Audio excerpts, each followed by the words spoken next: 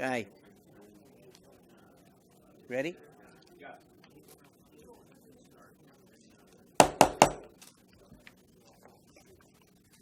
Good evening.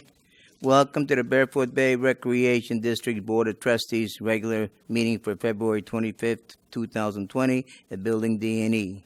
As the local board does before each meeting, we would like to take a moment of silence to remember all our servicemen and women / military personnel, past and present, who have or are still protecting this great country of ours we live in. Also, let's remember all our Barefoot Bay residents, both past and present.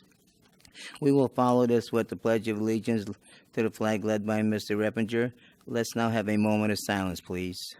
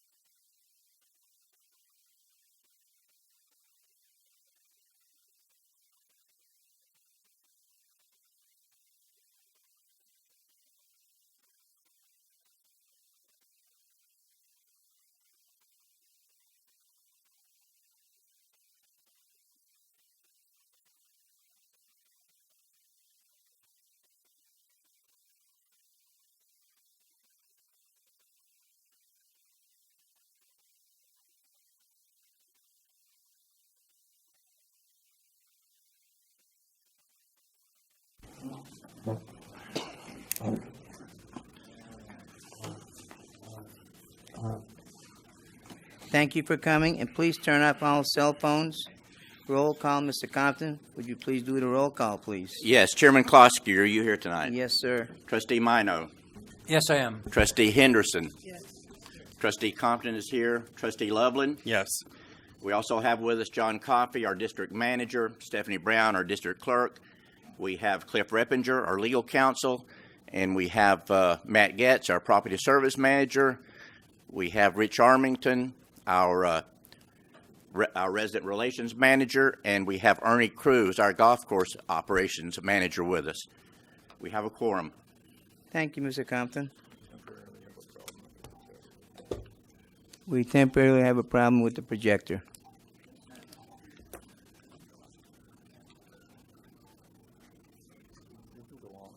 Okay.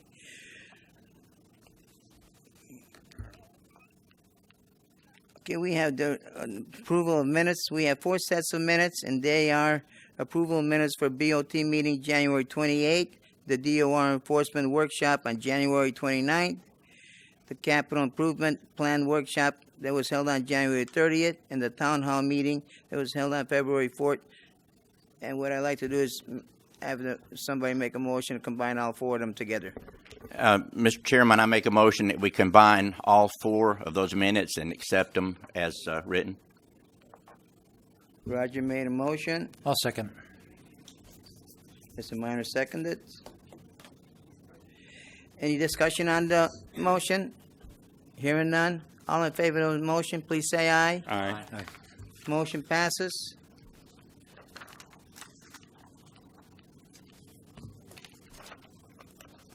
Treasury report, Mr. Loveland, please read the Treasury report for us. Treasury report for February 25th, 2020. Cash balances in general fund as of 2/17/20, petty cash $2,500. Operating cash in banks, MB&T operating account $3,457,089.84.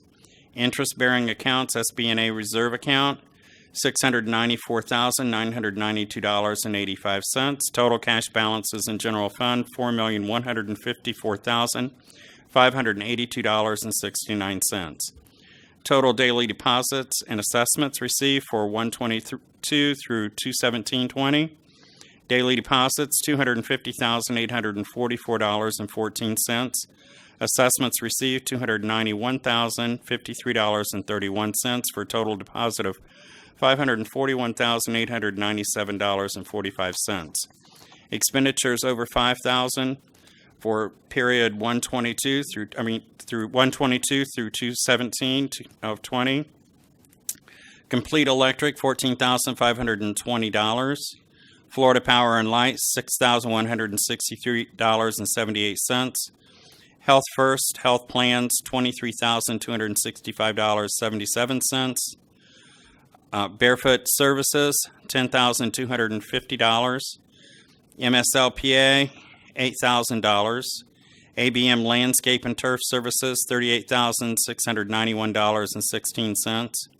Special District Services, $13,264.29. U.S. Foods, $6,946.45. Florida State Golf Association, $5,382. Carroll Distributing Company, $5,023.55. Florida Department of Revenue Sales Tax, $17,351.74. Total payroll taxes for pay period ending 2/2 of 20, $20,865.89. Net payroll for the same pay period, $66,602.01. Payroll taxes for pay period ending 1/19/20, $21,221.11. Payroll for the same pay period, $69,054.93. Total expenses over $5,000, $326,602.68. I submit the Treasurer's report. Chair will entertain a motion to approve as read. Make a motion to approve as read. Luan made a motion, second. I'll second it. Roger Compton made a second. Any discussion or corrections? Hearing none, all in favor of the motion, please say aye. Aye. Motion passes. Audience participation, we have 7 slips under all agenda items, and I will call them, and please come up to the podium and state your name and address, and remember, you got 3 minutes. George Baldwin?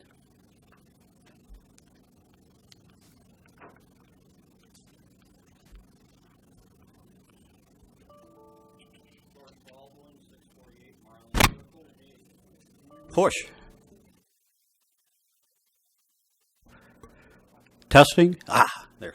George Baldwin, 648 Marlin Circle. As I'm speaking on the contest to name the facilities, as a result of last month's Board of Trustees meeting, a committee was formed to refine some of the details of this.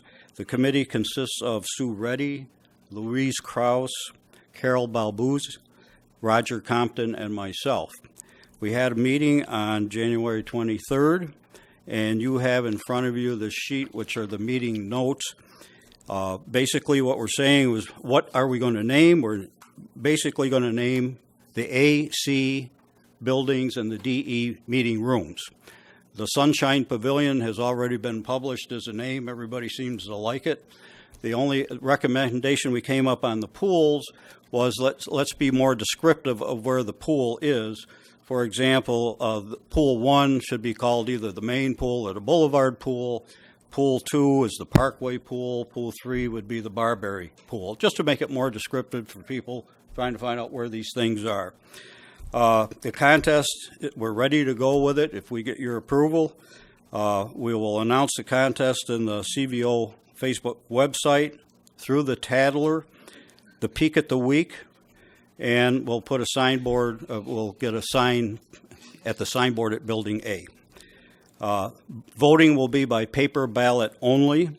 We will have ballot boxes or entry boxes at the administration building, the lounge, and the CVO office. The contest, of course, will run during the month of March. It's only Barefoot Bay residents will be eligible. The committee will determine the winner from the entries that we receive. Same contest rules as we said before, that the name has to begin with the current letter of the building now. So the A building would have to be a LOA or Alligator or whatever. Entry forms are made up where the residents put their name and address on it. Rules are printed at the bottom of the form. The final decision, of course, when we come up with winners, will be submitted to the board for your approval, whether you like it or not, take it or leave it. and we will award prizes to whoever comes up with the best name, whether it's chosen or not.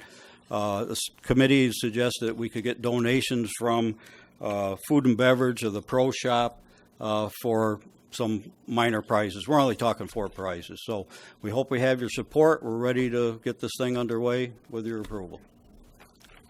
Thank you. Bob Schmidt.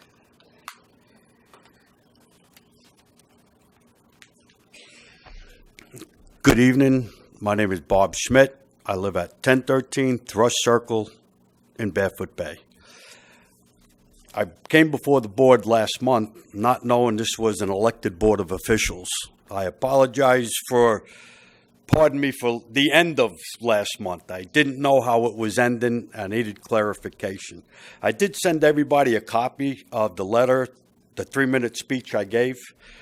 And tonight I have another 3-minute kind of speech that I'd like to present concerning the bakery/food service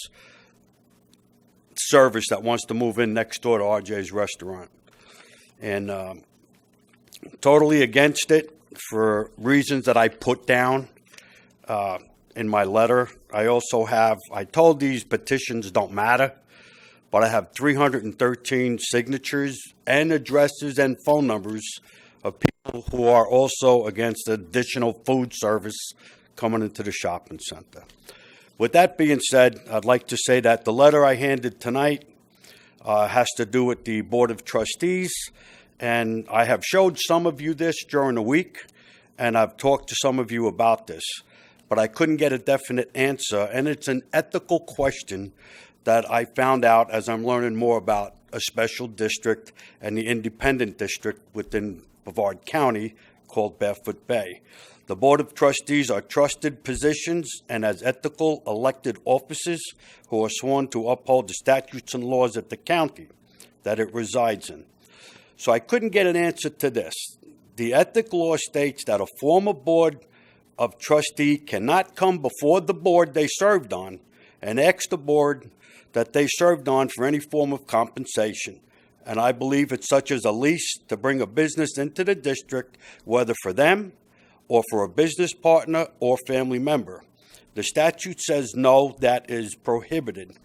So the proposal of the food bakery service that was brought to the board by a former Treasury trustee recently removed and should therefore not be allowed at this time.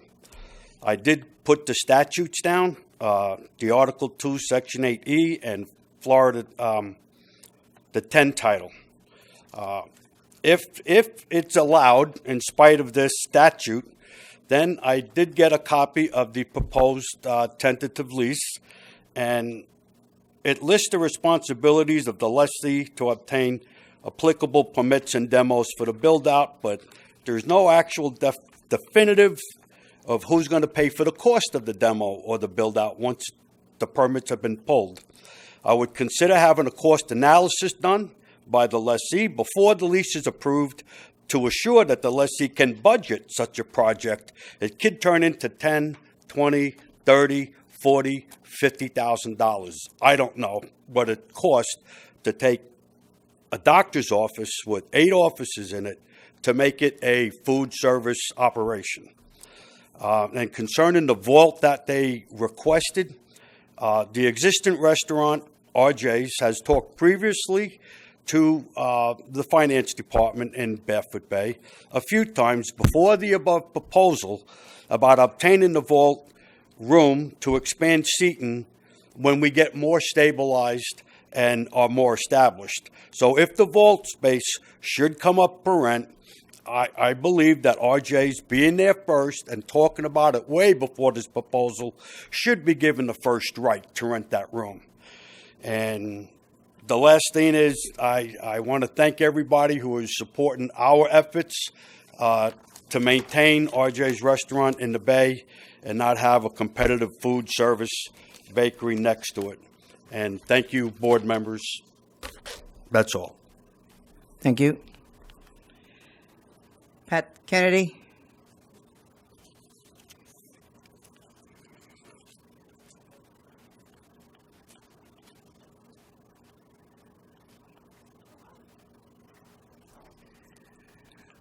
Hi, my name is Pat Kennedy. I live at 1296 Gardenia Drive, and I am here to support RJ's. Bob Schmidt has said it far better than I ever could, but I have some questions. Is Frank planning to use this space as a bakery or as a restaurant for breakfast and lunch meals? As RJ's and the 19th hole already serve these times, the competition here could affect both of them. One supports us completely. The other supports the family. Frank already has a place of business down at the entrance to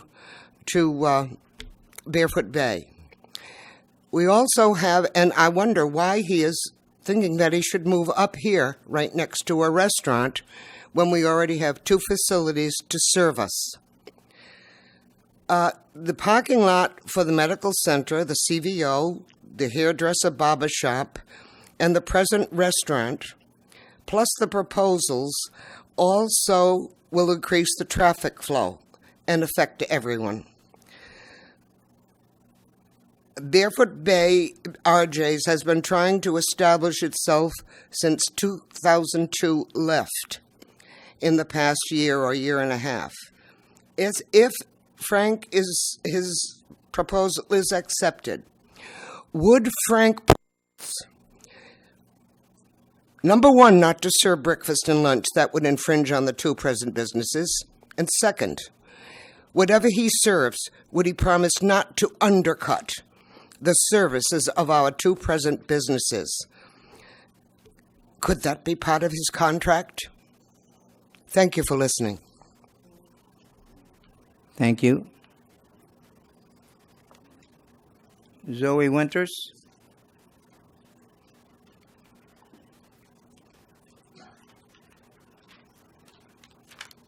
Hello, I'm Zoe Winters from 912 Spruce Street, and I work at RJ's Restaurant.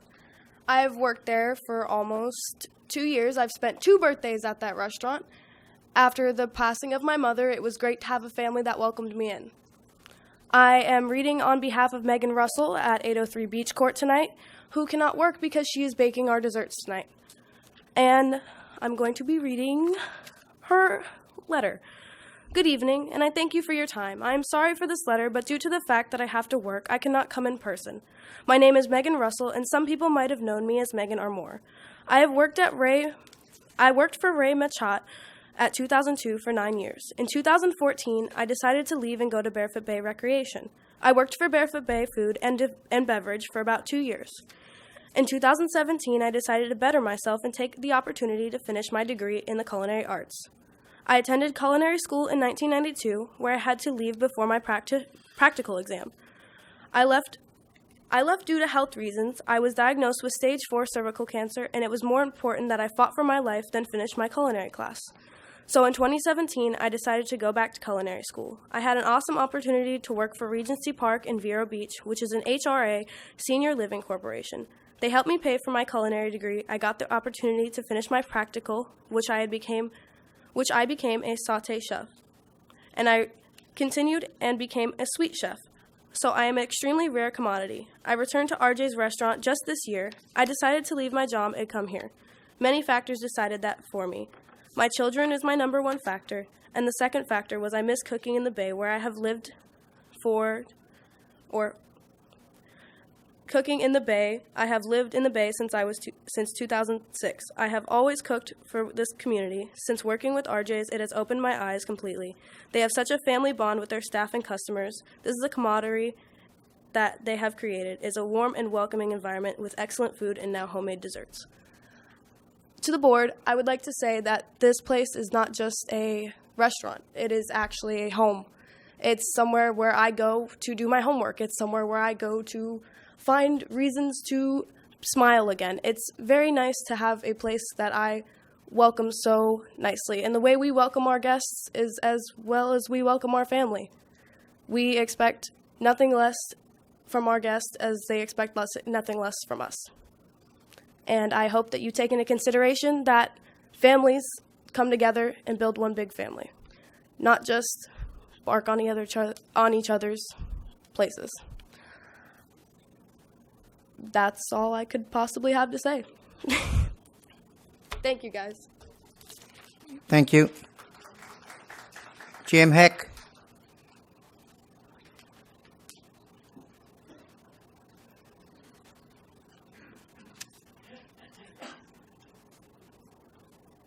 It's actually Bonnie Heck, not Tim. But Okay.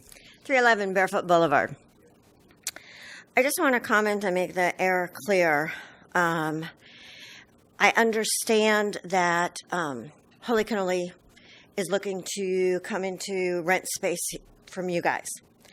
As a landlord, and I can substantiate this through texts, through emails, and through written word, if anybody asks, I just want to let you know that as a landlord and the experiences that we've had, we do have some issues. And I just wanted to make the board well aware for them to make an educated decision as to whether this is a tenant that you guys would think of having. I do want to let you know that because of the ovens going in, our insurance on the building was canceled. Was canceled because he did not put a mechanical vent in. Maybe the fire department doesn't require it, but the building department does, and the insurance department requires it. With that being said, I also found out that per their lease, they were supposed to, when they did the build out, have all the necessary county permits that were required. They had none. They did it themselves. Another food for thought. So my insurance got canceled. I ended up getting discoloration on a new metal roof that right over their suite. They admitted to having to put or cleaning it. They hired a non-licensed contractor to go up and clean it, which in fact now damaged my roof. Their response when we questioned them on that, it's not my problem, it's yours, go after them. Well, I didn't hire an unlicensed contractor, you did. As far as following the lease, all I ask from my tenants is to follow the lease. Everything is great until you have to follow the lease. That being said, that means rent's on time, that means not messing with electrical. That means just following the lease. Not a big deal. Everything is perfect the first year. After the first year, it seemed to go a little bit downhill.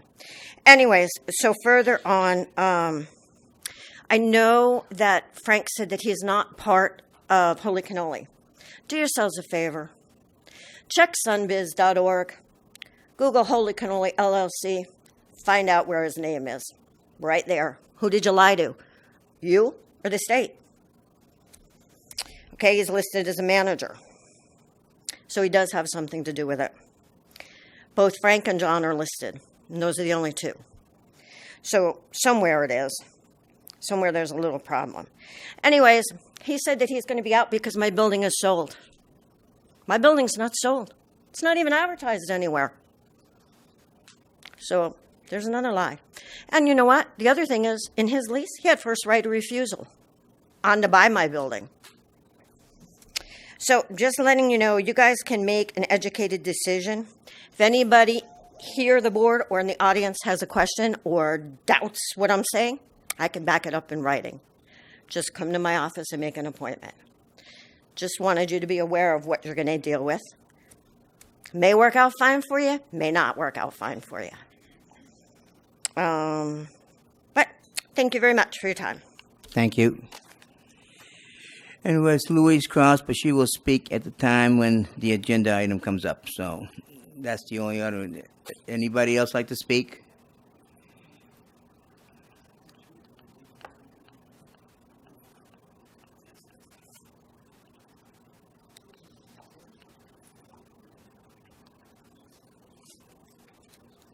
State your name and address, please. My name is Bob Grenier. I live in 946 Laurel Circle in Barefoot Bay. I've been here for a little over 20 years. I don't want to speak in favor or against either one of these plans. This country was built on the fact that the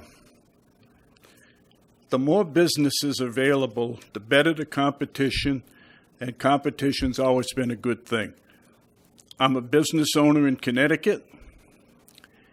In one block with my business, which is a garden center, there are 2 other garden centers. Within a mile of the garden center, there's another one. It hasn't hurt anybody. If you're not able to compete with your business, then maybe you should look someplace else. I think 2 restaurants in that situation will just bring more people. The best man will win. And I really believe that in this country, you should have the right to put your business any place that you want if you meet the criteria of the laws. That's all I have to say. Thank you. Thank you very much. Anyone else? Not, this part of the audience participation is closed.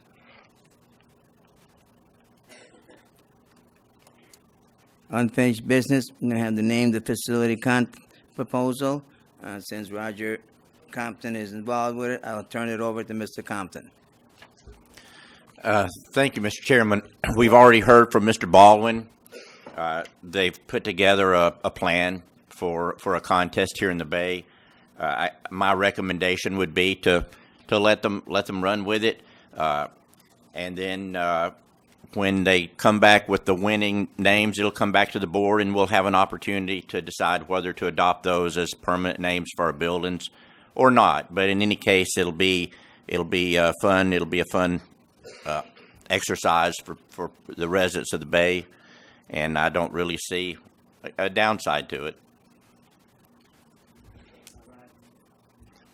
Was that for 1 month you're going to have that contest? Yes. Okay. Yeah, from March 1st through the 31st. 31st, and then it'll be shut down. And then after that is when you'll count all the ballots and everything. Right. And you'll be involved with Actually, that too? well, I mean, I can assist, but it'll actually be Mr. Baldwin and the other people on the committee who are primarily handling this. So, Okay. Roger, that's the proposal we got in the agenda packet, right? no. I think this is This was passed out. This is Okay, but is it very much, I didn't read both of them, is it much different? Well, the idea was to go back with recommendations that came from our last board meeting when we discussed it, and make some changes to what was originally presented to us. Okay, thank you. And they did a good job of addressing those things. Absolutely, Concerns, so. Before I go any further, what I want to do is ask Mr. Reppinger, we do not have committees, and I noticed when Mr. Baldwin spoke that there was committees, bunch of people here thinking that they called it a committee, and being as a committee, it should have been advertised a week before that legally, and I just want to know, Mr. Reppinger, is there any problems with that?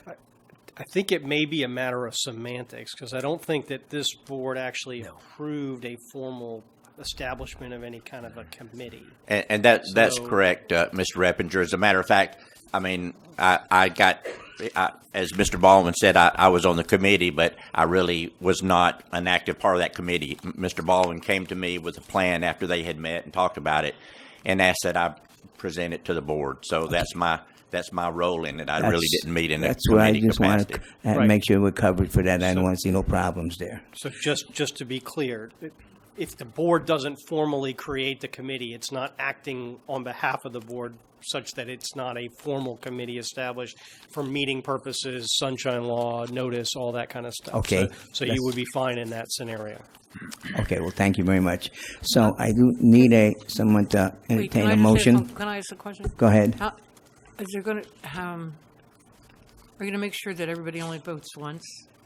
Are you going to, I mean, if somebody loves the name of something, they could. Yeah, Mr. Baldwin, would you like to come up and answer any questions that the board may have for you? I mean, it may sound kind of silly, but. You got your mic on? I might vote like six or seven times. Mike's on. The name and address of the people submitting the name will be on the entry form, and then I'll keep track of, make sure there's no duplicates, that sort of thing. God Okay. bless. God bless you, Mr. Baldwin. Mr. Chairman, I think they did a great job on this, Mr. Baldwin and Mr. Compton and whoever else worked on this. And if you need a motion, I would move that this proposal be accepted. With the motion made, I need a second. I'll second. Any other discussion on this motion? Hearing none, all in favor of that motion, please say aye. Aye. Aye. Motion passes. Thank you. Thank you. Thank you.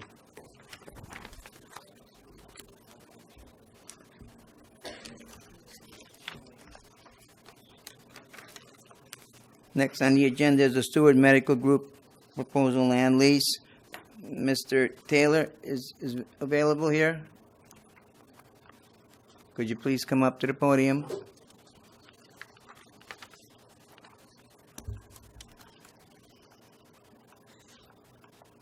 And give us a background of what you want to do, what your plans are and everything. I'm sorry? Give us what your plans are on this. Yeah, so we've submitted everything that the board requested.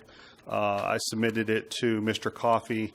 The only question, I think Mr. Coffey was going to submit it to the community's legal counsel to have them take a look at the valuation of the property.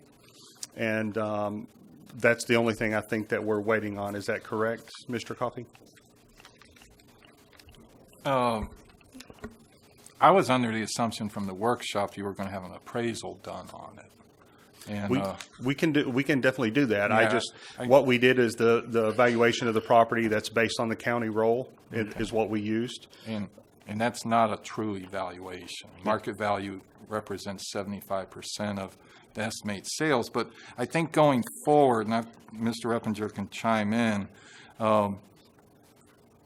I think it would be best, instead of the board adopting the terms that you have, for either one of us or both of us to do a true appraisal, ask that you come back with a more of a conceptual site plan versus the drawing that you provided, because I think the board needs to see something, doesn't have to have elevations and stuff, but I think something that someone who's familiar with the county land development code, and have that, and let Mr. Eppinger work with revising these terms before going into a full-blown lease negotiation would be helpful. I feel very uncomfortable with the map you provided, because I'm not, with the exception of downtowns, very rarely do you get to put up a building on a property line, and you sort of show it being on the property line. So I think it would help everyone understand what the lease would be built on. And I don't think this is a very lengthy delay. We probably could have the appraisal done concurrently to having a site plan prepared. Mm-hmm. Yeah, I can have that done. So anything you want to add to that, Cliff? Yeah, I mean, it depends on how much information the board wants. But I mean, if you look at the agenda package and what's in it, obviously the lessee has looked at it from the lessee's perspective as far as what they are proposing, and that's in the package. But if you really drill down into what's here from the lessor's side, it's somewhat insufficient in terms of what the board would need in order to actually agree to terms. And as Mr. Coffey indicated, the primary problem with it, just at the outset, is the valuation of the property. I mean, we've used, or the proposed tenant's using the Brevard County market value on the property appraiser's website, which is, if you look at it across the board, generally it's substantially below what the actual valuation of the property for commercial purposes would be. And I'm no valuation expert, but it would not surprise me in the least to see that value. If you told me that it was 3 times as much as what's listed on the proposal, that would not shock me. So where that's going to fall, I don't know, but I think the first step is going to be actually getting an actual formal commercial appraisal. And I'm not quite sure who's going to fund the cost of getting that appraisal. Something that the board can discuss. Generally, a proposed lessee would fund an appraisal, an independent appraisal. Each party can get their own appraisal. There's a number of different ways to handle it. But I think that would be a good starting point to actually get a valuation point. The 9% that's proposed that's not out of line with what you would generally see in the marketplace, but the valuation is. And so I don't know how Stewart Medical Group is going to respond to increased valuation, but I would certainly expect to see that as part of that appraisal. So that's the first thing. And then the second thing that Mr. Coffey indicated is that although we do have some concept proposals as to location, what we don't have is an actual site sketch performed by an engineer to show us where the access points are going to be, where there may be additional signage, how the facility is going to be located exactly with regard to setbacks. We do have a general concept here, but I think you'd like to see that in a little bit greater detail, just to see how it integrates with the shopping center and exactly where the structure is going to be located. So I do think those are some issues that we have to address moving forward. But once we get to that point, then I think you'll be in a position that you can actually start putting the terms together. The question I want to ask is, your physical address is going to be from Buttonwood, am I correct? Not from the, I don't see you going from Buttonwood, you're going, considered as Barefoot Boulevard address, and you'll be coming into the, behind the restaurant there. When, I'd rather see you have it from Buttonwood. Entrance would be Buttonwood. You're talking about the other side of the property where the road is, correct? Yes. Not the parking lot side, but the other side. Yeah, the other side where Buttonwood, that would be your main entrance. So conceptually, if you take a look at the plan, conceptually, this is what we're looking to do. Okay. The appraisal for getting the evaluation, what we wanted to do is get in front of the board an example of a land lease and what it would look like based on the tax valuation of the property. Of course, we do have to do a true appraisal of the property to get a FMV, which is fair market value. We have to do all of those things. But to get it in front of the board for the meeting, kind of showing where this blue parking lot and the red building, the site elevation drawings, I think Mr. Coffey's referring to, and the community attorney would come, we get approval, we hire an architect, they come in, they design the egress off the road, they design the storm drains, they have to get with Brevard County to be able to give you the site elevations and everything we're doing. We're going to get an architect to be able to do that. Of course, we do actually have to have the elevations to know how to grade the parking lot for the drains, storm drains, and all of those things. So this initial concept gets approved by the board. We take the next step in doing two things. One, hiring an architect to get the drawings that you're asking about, which is absolutely the next step. The other one is getting an FMV. Now, the board can hire an appraiser if they would like. We're definitely going to hire an appraiser, so we could both do that. Or the board could recommend, if you've used appraisal companies in the past, you have a couple, we could use those as well. So it's whichever way you want to go with that. But my thing is, I still want to see as point of entry from the Buttonwood side instead of coming from the parking lot. Yeah, move it. If I'm mistaken, is that northwest? Are we laying northwest? Kind of move it over there where the cursor is. Yeah, the concept was just to move it to the green space. We can move it around on that as the storm drains and everything where we need to put it. There. Yeah, absolutely. We can put it off Buttonwood. Mr. Chairman, I think some of those things we were expecting probably already, but I agree conceptually. I think we're in agreement conceptually that this would be a good thing. Mm-hmm. I am, in any case. However, I also thought we were going to come back with an appraisal already. I kind of jokingly said at the town hall meeting, mm-hmm. I'm sure Stewart will pay for it if they want to come in here. Yeah, so again, I guess I'm not sure, Mr. Chairman or Mr. Coffey, what exactly would we be wanting to do right now? I mean, what are we looking at? If I can give you a suggestion, I think where you're at right now, if you like the conceptual idea of what is being proposed, I think the very first thing the board needs to do is to make some direction with regard to an appraisal, whether that's having Stewart bring you back an appraisal or the board authorizing staff to move forward with seeking an appraisal. I think that's the very first thing you need to do. Mr. Coffey, what do you think about appraisal part? Personally, this is similar to purchasing real estate to me. We're the seller in a sense, I would never sell my house and let the buyer do the appraisal. I think it'd be a wise investment that we pay to have an appraisal, and if Stewart wants to have their own appraisal, we can compare them both. But I think for the long-term investment that both parties are looking at this, it'd be wise for us to have an appraisal that can't be criticized as being Stewart's numbers. Sure. I'm going to agree with Mr. Coffey. So I need the board to come up with, what is your, Mr. Chairman, I'll make a motion that we direct staff or management to obtain an appraisal. And if we can get that to Stewart, and if we can come up with a draft contract by 2 weeks, might be pushing it. I would say by the second board meeting in March, that at that point, then we could make a decision to move forward. Do we need, I'm sorry, John, do we need, however, the kinds of things you were talking about, do we need to see that first?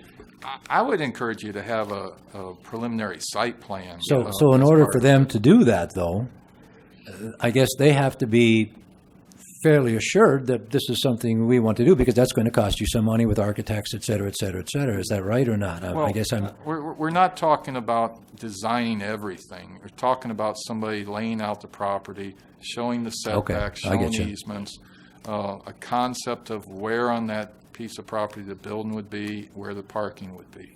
I think that's very informative, because otherwise you're developing up a contract. And I have a lot of confidence in Mr. Taylor. I grew up in the 80s. I remember President Reagan, trust but verify. This is something, I have a good relationship with Mr. Taylor, but I want to lock the details in for the base so there's no surprises down the road. Yeah, and we're not talking about formal engineering plans, formally engineered plans. We're not talking about architectural renderings that need to be exact. We're talking about site location. So we want to see where the building is. We want to see where the access is. We want to see the setbacks. Basically, a site sketch to see any proposed signage, any additional improvements that we're talking about. We want to see that reflected on a plan. My only concern on this was appraisal value. I mean, I think that even if you look at this and just use an educated guess, it's pretty clear on what is going to happen here. What wasn't clear is, of course, property appraisal. Sure. And then we do, as a board, we do need to see a more solid site sketch so that we know that we're within our own DOR. Is Mr. Loveland's, is his motion, is that appropriate for what we need? Cliff? Was that a motion? I made a motion that we move forward and direct staff to get the property appraisal, have Stewart come back with their site plan for the second meeting in March, that we can make a decision to move forward with a lease. We can't. Yes, that's a sufficient motion to answer that question. So if we have a second, then I'll. Now we need a second. I would second it. And then I'll just continue and just say, we don't know how long the appraisal is going to take. Yeah. Right. If Stewart wants to bring us back a conceptual site plan and we're ready to consider the conceptual site plan, we can talk about that at the second meeting in March. We may not be there depending on where we're at on the appraisal, but we certainly can talk about that to see if there's any issues that the board has as we continue to move on the path to. I certainly would rather see us keep moving forward on this. Yes. Yeah, I do have a couple of questions, maybe for Mr. Taylor. We're going to be putting in a new parking lot. The potential's there that the county's going to want a retaining pond. Has that been considered by your group at all, where you would put that retaining pond? How large of a area that may take up? So when they were researching, they were talking about adding storm drains and putting it to a drain. So I know if you look, I think it's a few pages north of this concept. It talks about the parking lot, storm drains, and those things, which we have to have during the site prep and getting the architects involved. They'll tell us what we need to do with the run water, because that's what we're worried about. You do mention the underground water treatment. Is that what you're referring to? In the lease? I'm gonna, You talk in the lease about underground water treatment. Is that what you're referring to? Is the underground drainage and so on to? Mr. Coffey, if you could kind of scroll, it kind of talks a little bit about. I think So, the last bullet right there. Yeah, so it's anticipated that the stormwater treatment would be required for the proposed parking lot by Brevard County, also the St. Johns River Water Management District. So to maximize the footprint, underground treatment is conceptually proposed using storm tech chambers. So it's actually us putting in a way to treat the underground water through the storm drains. Basically, an underground retaining pond. Yes. Right. But I guess my question is, and I suppose you'll go through this with the engineering group, if that's not considered adequate by the county, do you have room there? And are there provisions to put in a retaining pond, above ground retaining pond, and how would that impact your plan? Well, so the storm tech chambers have been tentatively discussed with the already by our CREF team. So you expect that to be a workable With solution? with Brevard County, yes. But if you notice the last statement, alternate methods of treatment will be considered through discussions with the landowner of Brevard County. If it's not enough space to do it underground with the chambers, then they would start discussions about maybe a pond. But I really think the storm tech chambers will be able to handle what little runoff will be from that asphalt parking lot. At the workshop, you indicated that at the end of the lease, the modular building would be moved and the land would be put back essentially in its original condition. Yes, if we didn't re-up, yes, Okay, correct. I didn't see that as noted in the land lease lease? agreement anywhere. So Okay, I can have if you could take care of that too, that would be great. Yeah. And we can go ahead and do the CAD sketches, as you're referring to the sketches on the property, signage. We can go ahead and do that. Shouldn't take too long for me. I'll text just as soon as we're out of the meeting. And depending on how long the appraisal takes, I can turn the land lease document over to our CREF department, and they can have those figures put in. Some of the changes made that you were requesting, Mr. Compton, I can have those done relatively quickly because it's just figures, and then it's adding that amendment to the end of it. So, thank you. That's relatively quick. The one and this is getting dangerously close to Cliff's territory, but what's going to come back and what Mr. Taylor initially gave you is not the lease itself. It's like general terms. The lease is going to be rather thick, because you want to cover a lot of different potential scenarios. So I just want the folks out in the audience and watching at home to understand we're not talking about approving a lease in March. We're talking about the general terms. Right. John's been doing this a long time. He could sit in my seat. What you see at the end of the package, this February 11, 2020 letter, is essentially a term sheet. And so the contract's not even here. I mean, this is just basically a conceptual term sheet that would then be turned into a contract. So. Mm-hmm. Oh, I'm sorry. Sure. Nancy Isley, Barefoot Boulevard. I don't know if you're all aware of it, but there is a retaining pond behind Wells Fargo Bank. That's already there. I don't know if you're aware of that or not. The other thing is, Joe, I would disagree with you as far as Buttonwood is concerned. If I lived on Buttonwood, I wouldn't be happy when you already have an entrance into the whole area. If the blue was the parking lot, you have a roadway going right into it off the boulevard. Thank you.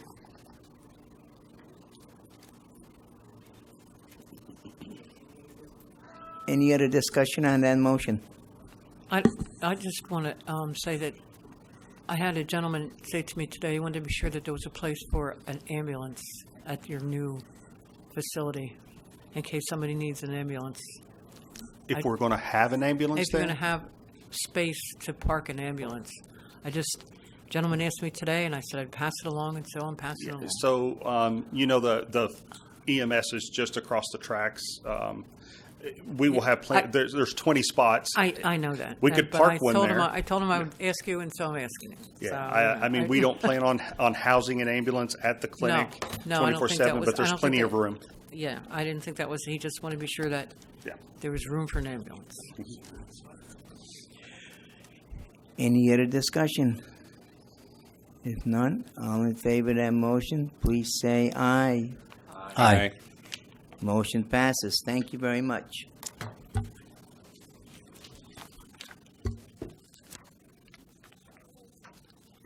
Next on the agenda is the shopping center lease proposal for building number 2, unit number 3.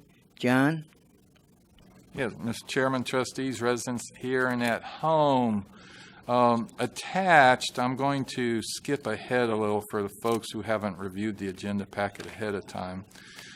Per the trustees' direction at the last meeting, I sat down with Mr. Cavallari and ironed out some specific terms. In the past, it had been the custom of the board to bring any and all proposals straight to the board. I believe this gives the board and also the public a little bit better idea. Specifically, some of the questions related to that, it's built into this agreed upon terms that if the board awards this lease to Mr. McCarthy, that before any structural changes are done, they will give us notification so we can have our engineers review it. It has, as alluded to, they requested first right of refusal on the vault. The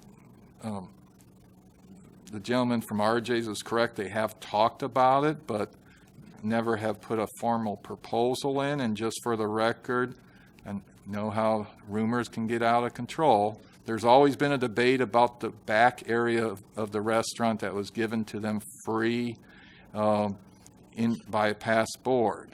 The front part is over $10 a square foot, but some people like to compare the back. My position with them was to support leasing the vault to them. We had to work on some way of getting them to start paying on the back, and I just wanted to get that out there.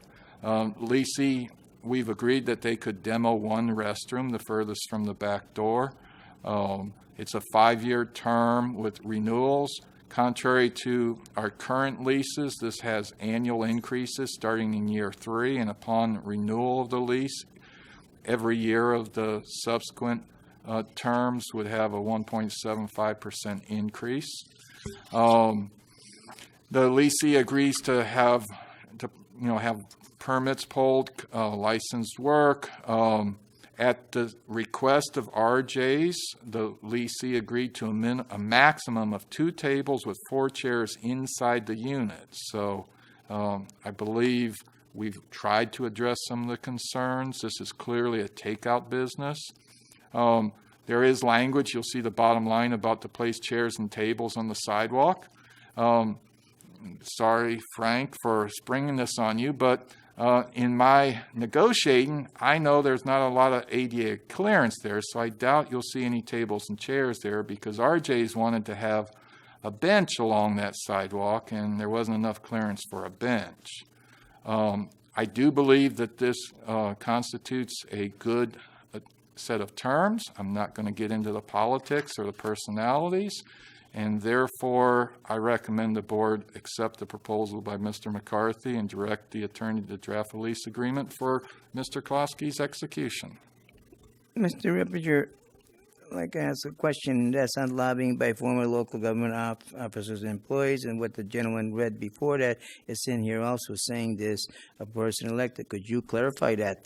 Well, one of the issues, and I have seen this section, the section that's being referred to is Chapter 112, 313.14 under the Florida statutes. And Mr. Schmidt, at the beginning of the meeting when he was speaking, he misspoke slightly about the way that section operates. That section is intended to prohibit lobbying by a former local officer for compensation. So it's not asking for something, it's that person lobbying for compensation on behalf of someone else. So my understanding, and I've spoken with Mr. Cavallari about it, was that he was not receiving compensation for an appearance. That is an issue between Mr. Cavallari and the powers that be as far as whether there is compensation or not. If there's an issue there, that would be an issue that Mr. Cavallari would have to address with the Commission on Ethics, but it's not really a consideration here for the board as far as the lease proposal is concerned. So the way that that operates is if there's a violation, there's a violation, but my understanding is that Mr. Cavallari is not being compensated on behalf of the proposed lessee for his representation tonight. And Right. that's what would be prohibited. Sorry. I do not, I am not getting compensated for being here tonight. There's not enough money on earth for me to stand here and be here tonight. Frank, can I make one Frank. statement for you? I apologize. Mr. Shaw reminded me that Mr. Shaw came in representing Shaw Medical Group late last week after the agenda had went out and gave me, which I passed on to the trustees, a proposal for this same unit at a slightly higher per square footage. That has been forwarded to the trustees. I have a copy if you wanted to put it up on the screen, but I apologize, Mr. Shaw, for not mentioning it. And he's here if you'd like to speak to him. Board? Can I address the board before we entertain a motion? Just one comment about the Shaw proposal. It was not on the agenda, and I just don't think you can go and have a proposal be made and then have another one come in after that and consider it. It's just not the way things are done. I agree with Mr. Mino. Go ahead, Frank. Okay. First of all, as Mr. Coffey just alluded, Barefoot Bay is a rumor mill. There's a rumor going around right now that the meeting on January 28th is probably the most viewed meeting in the history of Barefoot Bay. That we were all part of a pilot being taped for a reality TV show called Joe Goes Wild. And I'd like to say that Joe and I have met and talked since that last meeting. We hugged. I told Joe I have no animosity towards him. I forgive him for his actions. And as a brother Christian, I have no choice but to tell him I love him. I don't hold any animosity towards Frank, anybody. I also apologize to you, too. Yeah, and so I just want to say to people that are saying, why aren't you suing? Why aren't you going after Joe? Why aren't you doing the things that you should do? As a Christian, I can't do that. You know, the Bible says, forgive. We're supposed to love one another and forgive one another. And at times, that's very hard for me because I am an Italian, and pre-Christian, I'd be retaliating. But Joe's given his heart and his soul to Barefoot Bay for many years, and I'm not going to attack the man for a lapse of good judgment. And as also the Bible says, if you truly forgive somebody, you reach out and help. And I told Joe, you got to make sure the green light is off. Please, I'm talking. I'm making nice with the man. I can't win with you people. Now, Holy Cannoli was first started as an opportunity for John and I to give back to the community. We have both been extremely blessed, and we wanted to do something that we could give back to the community. And in less than 2 years' time, we have pumped more than $10,000 back into Barefoot Bay and surrounding areas. That's what drives Holy Cannoli. As a further sign that I'm not the same person I was 4 years ago, Susan Hill and I, who were arch enemies, have made nice, and we're working on different things to try to bring events and traffic to the shopping center. I think having this medical facility there is going to benefit both RJ's and Holy Cannoli if you choose to approve the lease. Our goal isn't to hurt RJ's. Our goal is to watch them grow and prosper. They are a legitimate for-profit business, and we want to see them remain a part of Barefoot Bay. We've agreed to no more than 2 tables and 4 chairs. Now, some allegations were made towards us today by our present landlord, and I'm not going to get into a debate with them. I've offered Mr. Coffey and Mr. Henley to sit down and verify everything that we've said and to disprove some of the allegations that were made today. The bottom line is you have a vacant space. I have a son, a friend, and his daughter that want to put a business there. We've been negotiating with somebody to possibly put something in the spot we're in. a gluten-free bakery, but we can't proceed with that until we meet with the landlords, which we've offered to do, and we've gotten no response.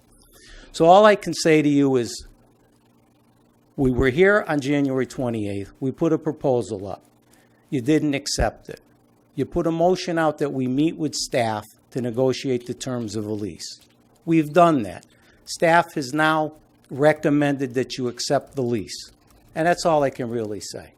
We'd like to be a part of Barefoot Bay for years to come. I've given 4 years of my life sitting up there on the board, and whether people loved me or hated me, I always did what I felt was in the best interest of Barefoot Bay. And that's not going to change. My house isn't going up for sale. I just got done remodeling it. My son's house has got to be remodeled because he's on one of those lists where that's one of the properties we want to acquire and knock down. So, I'm going to be around for a long time. And I've done nothing but lend my time and my expertise to this community. I am not an owner of Holy Cannoli. I am listed on the SunBiz site as the manager. I'm glad Bonnie Heck brought that to our attention because Mr. McCarthy is going to address that tomorrow and either make his daughter or my son the day-to-day manager of the operation. I presently am there approximately 2 hours a day. Ernie sees me more on the golf course than they see me in the bakery. So don't penalize my friend, my son, and my daughter for whether you like me or you dislike me. They chose me to speak because they all get tongue-tied at the microphone. As most of you know, I love to talk. But I do love Barefoot Bay. This is going to be my home for a long time. Thank you. Thank you. Thank you, Frank. What's the board's? You have any questions? Yeah, I have a question. Why are we paying for the electrical panel? Why is the Bay paying for the electrical panel? We didn't pay for anybody else's electrical panel. When that guy that had the workout center, he wanted one, and the board refused to give it to him. Why are we getting it to Frank? I can answer that, and it's a more of a philosophical approach. I believe we, as Barefoot Bay, have the most vested interest in the long-term safety and viability of that building. An example, years and years ago, before probably even Mr. Kosky was on the board, someone replaced the exhaust fan and hood system in the roof over RJ's restaurant. That was done wrong. It has caused damage to not structural damage, but minor damage because the fan was put in larger than what it's supposed to be. And it's sucking the grease right through the filters in his hood. So we will be paying to fix what somebody else did wrong. I'm a firm believer that the tenants are responsible for routine maintenance, but we as the property owner have a vested interest to make sure the infrastructure parts are done correctly. And by the way, this is another surprise Frank will hear. It's less, originally Frank wanted a third month free, and I know the cost of replacing that panel is less than a month's rent, so I negotiated to replace the panel versus a third month rent free. So we got a little bit more money out of them through the negotiations that way. But if the board wants to have all the tenants do all the work, replace all the AC units, replace everything, we can do that. I think it's a very burdensome issue. To fix that exhaust vent issue is approximately going to be $65,000, $75,000, and I don't think RJ's has that kind of spare change around. So that's why I put that in there. Well, John, I believe that RJ's inherited that problem, and it shouldn't be RJ's responsibility to do that. And I think that we, as a district, are doing in good faith to repair it ourselves instead of footing the bill on them, which would be about $75,000 to $80,000. So I think that we're going in the right direction with that, and plus the electrical box in the doctor's office. We're going to do that too. So anybody got any other questions? Well, Mr. Chairman, again, difficult issue. There's so many people for and so many against, and we're a free enterprise, democratic society. We're a capitalistic society. You can't make decisions on things based on personalities. I'm just not in a position ever to do that kind of thing. We asked the last time we turned this down. We turned it down because they did not meet our terms of the lease. And now the terms have been met, and I just I can't see turning this down for any other reason. Rand, go ahead, Louise. I have to agree with Mike. I can't. We told Frank that he had to come back with another offer, and he did, and I can't see a legitimate reason for not okaying the lease. I don't believe that he's going to hurt RJ's. It's just like you go down to the Winn-Dixie. You got 3 restaurants there. You got 3 fast foods, whatever you want to call them. You got Dunkin' Donuts there, plus you got a deli and Winn-Dixie, and it's really not hurting none of them. It's, matter of fact, it's pushing business for everybody there, and I feel the same way here. People will patronize the 19th hole for breakfast and dinners, whatever we have. And the same thing with RJ's. The people that do go to 19th hole usually go to RJ's, or they'll go to any other place. You see them all over. So I don't see where it's going to hurt them. It'll bring them more. It could bring more business because if they're going to go in there and want to go get a newspaper, and they'll go over there and Holy can only get some donuts and take them and meet while they're there. They can always stop in the RJ's and have a breakfast or whatever it is. And I think it's a win-win situation. It's not going to hurt no one. So I don't. It's going to be up to the board what they want to do. So what I am doing is looking for a motion. Yeah, well, let me just throw my 2 cents in also. I appreciate the following that RJ's has here in the community. The fact that you have 313 people signing a petition shows that there's a good core of people there, and those people, as long as you continue to serve them, they're not going to go away. RJ's has a great family environment for the people that work there.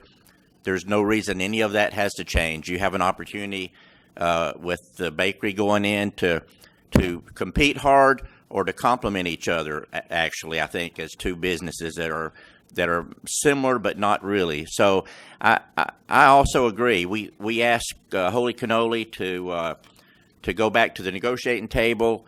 They did that. They did that in good faith, and I don't know how we can come back as a board now and say, well, we're going to change that plan. We're not going to let you have it.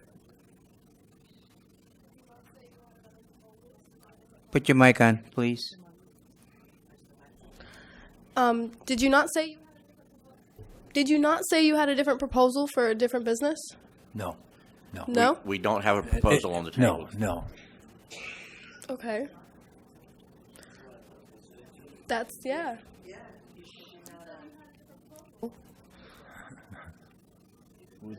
Explain it to him.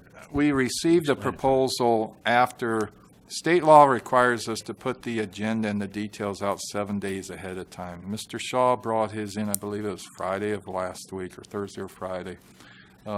He's here if you'd like to hear from him.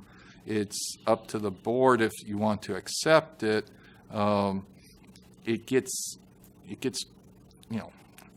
I know Mr. Shaw from when he had the proposal years ago for it. I don't believe he was trying to do anything, shady, as folks in Barefoot Bay like to say. Not a lot of people are aware of the intricacies of state advertisements for public meetings. It's up to the board if you want to consider his proposal or not. It's not on this agenda, so if you did want to consider it, you'd have to table this till the next meeting. But I'll answer any other questions. Can I just, Mr. Shaw, is there some reason that you couldn't use the old barber shop or salon or whatever? Is there some? Now, I my whole thing is with going after the doctor's office yet again, 3.5 years later. was for the fact to reduce the build out.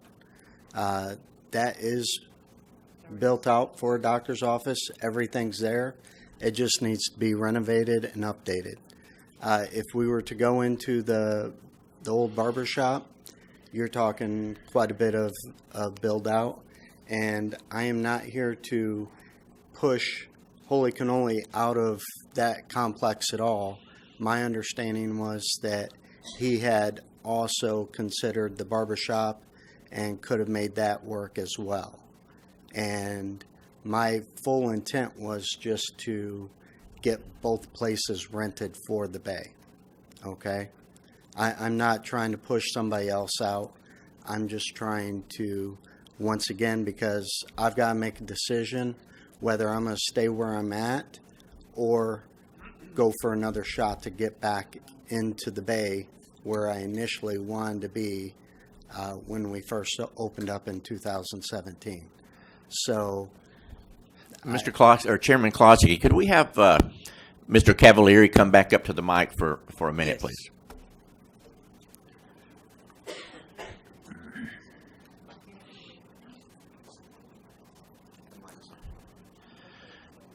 Mr. Cavalieri, at least in my mind, you currently are in the driver's seat if you want the doctor's office. But as a trustee, there's nothing would make me any happier than if we were able to work this thing out and fill up both of those suites with.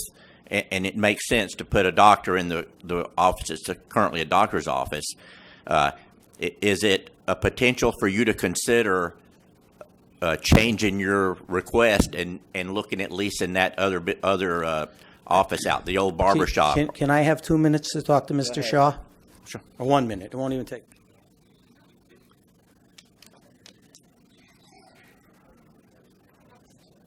Yeah, take a time. Recess for 5 minutes. Turn off mics.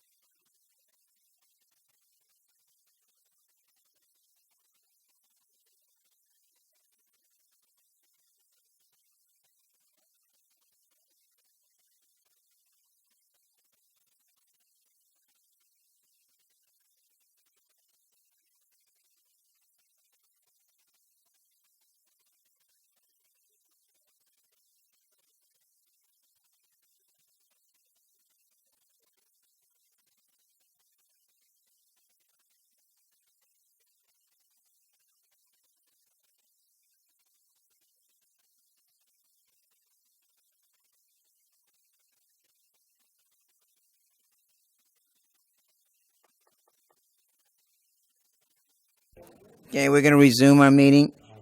Frank? We would prefer to stay in the doctor's office. Okay, thank you. Mr. Chairman, just a comment, and I know people get upset about these things, but I have to say this, it's just not good faith bargaining. It's not appropriate to put bids out, to put proposals out, to open those in a public meeting and then consider other options. It's just not appropriate. Thank you.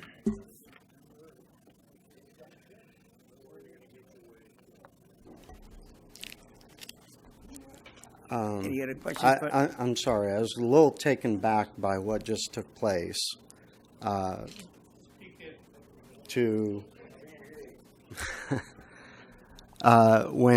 he asked to speak to me privately, just so y'all know, he asked for $5,000. He asked for $5,000 to go towards a build out for his clients for the other barbershop. So, considering he was the main reason we did not get that spot, and it's been sitting vacant for 3.5 years, I find that a little disgusting. Okay? I sat down with John to propose something because I thought he would take the barbershop without a cash inducement. I have tried to get into the Bay, into that area, to serve the community. And I'm sorry that you may feel that I've come in with a higher proposal to push him out. I'm not here to push him out. Even no matter what just took place, I put that in good faith based on what I had proposed 3.5 years ago, and with increments to go up in cost based on every year that I'm there. I am not here to, underhand him or anybody else.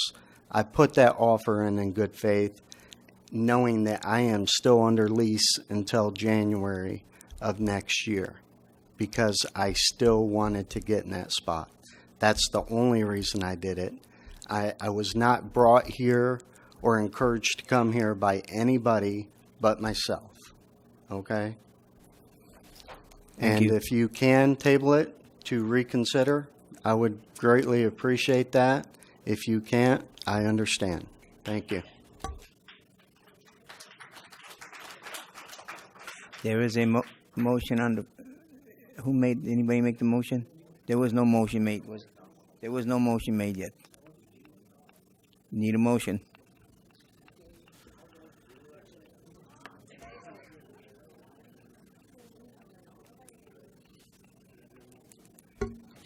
I make a motion that we accept Canoli's lease offer.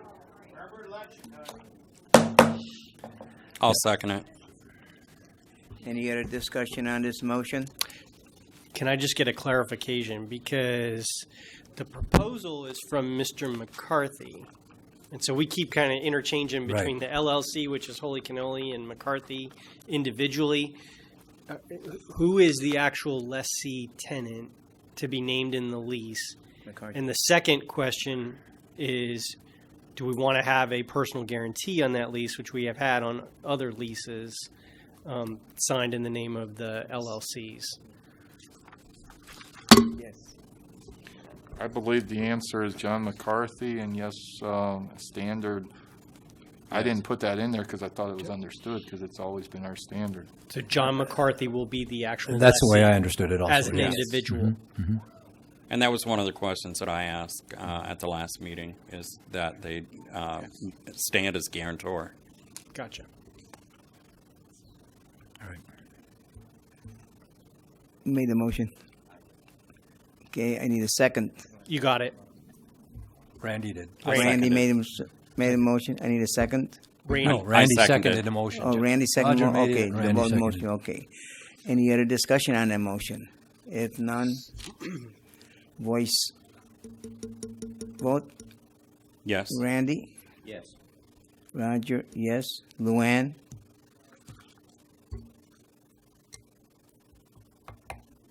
No. Mike Mann? Yes.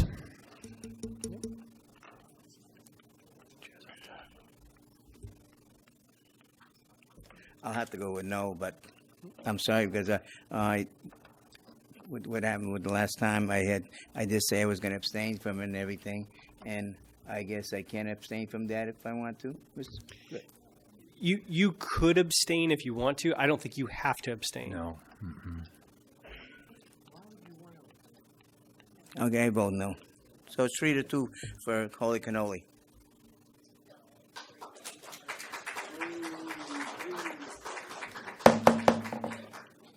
Thank you.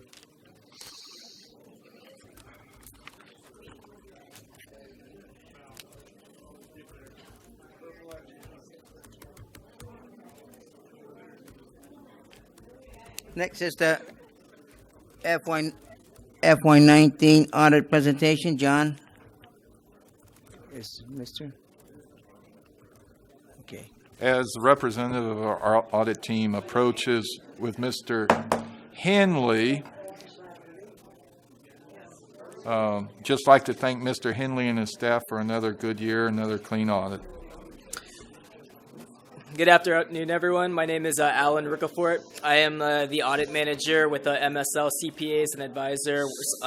We're responsible. Why don't you wait until Please. these people leave? Oh, okay.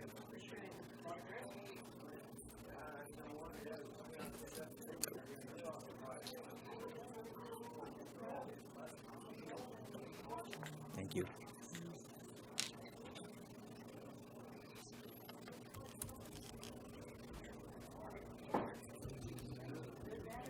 There you go. Okay. Again, good evening, everyone. My name is Alan Ricafort. I'm the audit manager with MSL CPAs and advisors. We're responsible for performing the audit of the financial statements of Barefoot Bay Recreation District. I just wanted to thank Charles and his team for assisting with the audit and providing us with all of the information that we needed in order to get everything done in a efficient and timely manner. Charles should have left you with two items, one of which is a bound document. Those are the audited financial statements, as well as a stapled document, which is the required communications with the board. I'm just going to briefly go through the financial statements. The first 2 pages of the bound document consists of our independent auditor's report, and we're proud to note that the financial statements had the highest level of assurance, indicating that there were no issues as it relates to the financial statements and that they were free of material misstatement. The next couple of pages are basically the management discussion and analysis, as well as the financial statements. The district continues to show growth over the year.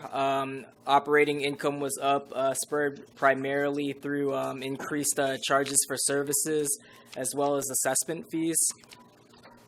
If you would go to page 27, we're in our next set of reports. This is what we call our Yellow Book report, which basically documents our consideration of internal controls over the financial statements. During our audit, we noted no control deficiencies, significant deficiencies, or material weaknesses noted during the audit. The next report is the independent accountant's report, which basically discusses compliance with Florida statutes as it relates to investments, and there were no issues there. And the final report is the independent auditor's management letter, which is issued in conjunction with the rules of the Auditor General. The main things to note here, as it relates to prior audit findings, corrections were made to address any findings that were noted last year. And as it relates to the management letter this year, there are no current year findings. The next document is the staple document. That's the required communications with governance, which in this case is the board. This document should look familiar for those of you who have served on the board before. It basically goes over a number of items that we're required to communicate to the board. There were no difficulties encountered during the audit, no corrected and uncorrected misstatements, no disagreements with management, and no major items or issues. We did have one general recommendation for improvement that we've already discussed with Charles and his team, and that just relates to documentation of approval of as it relates to journal entries. And so based on the conversation that we've had, that's something that they'll be working to remedy in the current fiscal year 20. And with that, I will leave it to any questions from the board. Anyone have any questions? How long did it take you to do, your staff take you to do the audit? So typically field work consists of 1 week on site, and then we spend another couple of weeks just wrapping up the audit. Then management, in my case, and then the shareholder in front of me will review both the audit work as well as the financial statements, which are compiled by Milestone, who works in conjunction with Charles. I just want to thank Charles and his financing staff for doing a great job, and another year of clean bill of health. And this clean bill of health's been in with us since FY14, since John came on board and got hired. Everybody knew, and the staff that was there before, there was one or two that's still left over, and they all do a terrific job. And Charles has been doing a terrific job, and I just want to give him say thank you and give him a great hand. Thank you.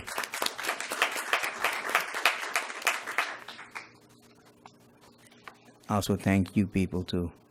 You're welcome. I would like to have someone make a motion to accept this audit. I'll make a motion that we accept the audit from MSL as our annual audit. I Randy make a second it. motion. You need a second? I second it. Luann seconded. Any other discussion on that motion? If none, all in favor of that motion, please say aye. Aye. Aye. Thank you very much. Thank you for your time.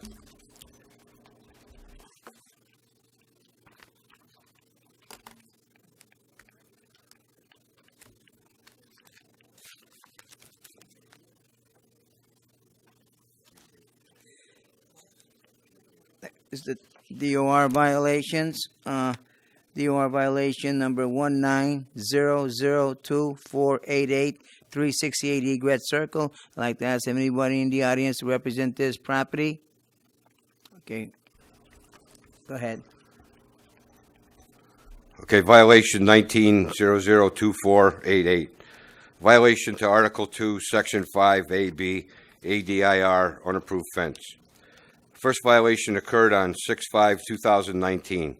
7 follow-ups and 12 photos have been done since the first violation. Staff has signed affidavit of notices and attached 4 pictures. Respondent has been notified by first-class mail, certified mail, and the property has been posted. Staff recommends that the BOT refer this violation to General Counsel Reppinger for legal action, equitable, or other appropriate action with failure to comply. If the BOT brings any such action to enforce the DOR, the charge for such action shall be charged to the respondent's account and shall constitute as a lien.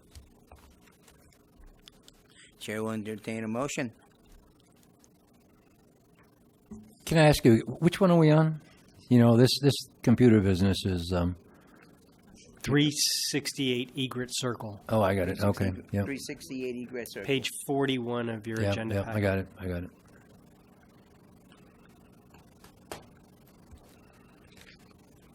Chair will entertain a motion. I so move. Second? Randy second. Any discussion on the motion? If none, all in favor of the motion say aye. Motion passes. Thank you. Next is violation, DOR violation 19-000517, and it's 404 Barefoot Boulevard. Go ahead. Also, is anybody here to represent that property? Okay, go ahead, Rich. Violation is Article 3, Section 2, C and D, condition of property, unauthorized items, an indoor couch and a refrigerator. First violation occurred on 6/17/2019. 14 follow-ups and 8 photos have been done since first violation. Staff has signed affidavit of notices and attached 4 pictures. Respondent has been notified by first-class mail, certified mail, and the property has been posted. Staff recommends that the BOT refer this violation to General Counsel Reppinger for legal action, equitable, or other appropriate action with failure to comply. If the BOT brings any such action to enforce the DOR, the charge for such action shall be charged to the respondent's account and shall constitute as a lien. Chair will entertain a motion. No, I have a question. Go ahead. I have a question for Cliff. How is, we had a workshop about the DOR and the fines and liens for the bay and all that. How's that coming along? Well, you will see a proposal for DOR amendments coming to you. You haven't seen that yet, but it's coming in March. You will see that.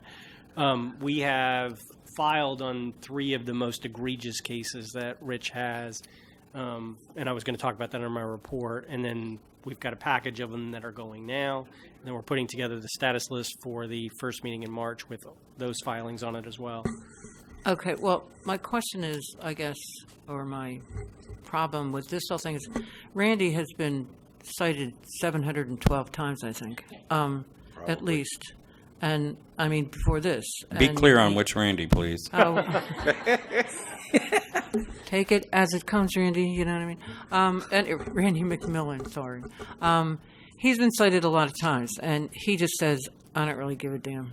I mean, he doesn't care, and I don't see a point of sending it to Cliff when it's going to cost us money to do that. I can't see the point of doing that. Now, maybe I'm wrong, maybe I'm all wet, but I can't see the reason for doing that. Now, if somebody has a good reason for it, let me know. Well, I think the good reason for it is if we, and I understand where you're coming from and the frustration of it, Luann, but the good reason for it is if we just don't send to Cliff everybody who says I don't give a damn, we won't be moving forward. Yeah, but what I'm saying is and right now this is what we have. We don't have that finding ability. Well, why can't we just table it until we do have that? I mean, that's what I'm saying. I'm saying there's little use in sending it to Cliff when he's not going to pay it, and hopefully soon we'll have the ability to fine him and then put a lien on his house. That's how I feel. I can't see sending it. I can't see doing it. We haven't yet had a referral for this property yet, so that's one thing. I mean, I know that he's got right. You probably haven't gotten anything. I don't mean you have, but I'm saying that before Power Rich was here, this guy's been cited over and over and over time. And he just says, get a life because I don't care. I mean, he doesn't care. I don't. Rich can talk about the compliance history, whether he's ever come into compliance. I don't. Has that I there don't been know. numerous cases against him? Has he come to compliance at all at any of that or not? He's come into compliance with probably, I'm going to say maybe 8 to 10 violations that I had on him. And Trustee Henderson, why we have to keep doing what we're doing until the people at Barefoot Bay decide we can fine. If you even take one case that I want to present to Cliff, this is public record on TV, and everybody will know that we can do whatever we want because they're not going to take cases to Cliff. No, I don't mean it that way. I'm just saying that. But they're going to think they can. But if we postpone it or anything like that, so that's giving him a leadway, and then you wind that up, and everybody else will be very hard on us and saying that the DOR ain't doing their work. Okay, and we're not near fining yet. I mean, that's a process. We're not even close, I don't think. That's a way. I mean, I don't think we give up what we do now. Well, we don't even know if we're ever going to fine. That's going to be a decision made by the homeowner. That's right. Exactly. So I think that we've got a process. We have to follow it. And in my opinion, this case, if you had fining, the fining wouldn't correct behavior. What would correct this behavior probably is when you get to the point that the judge says you're going to go to jail in 7 days or 5 days if you don't clean up your property, that's probably what will motivate this individual to fix this. But until that threat of going to jail, monetary fines, threats of liens, I don't believe is going to modify the behavior. Rich's folks get a lot of flack, but this is one of the properties that they work to get voluntary compliance as much as they can, because they know, a threat of going to court isn't going to change behavior, and it is an expense to get that point of threat of jail time. So the reason you don't see this property before you so much is because Rich's folks do get voluntary compliance.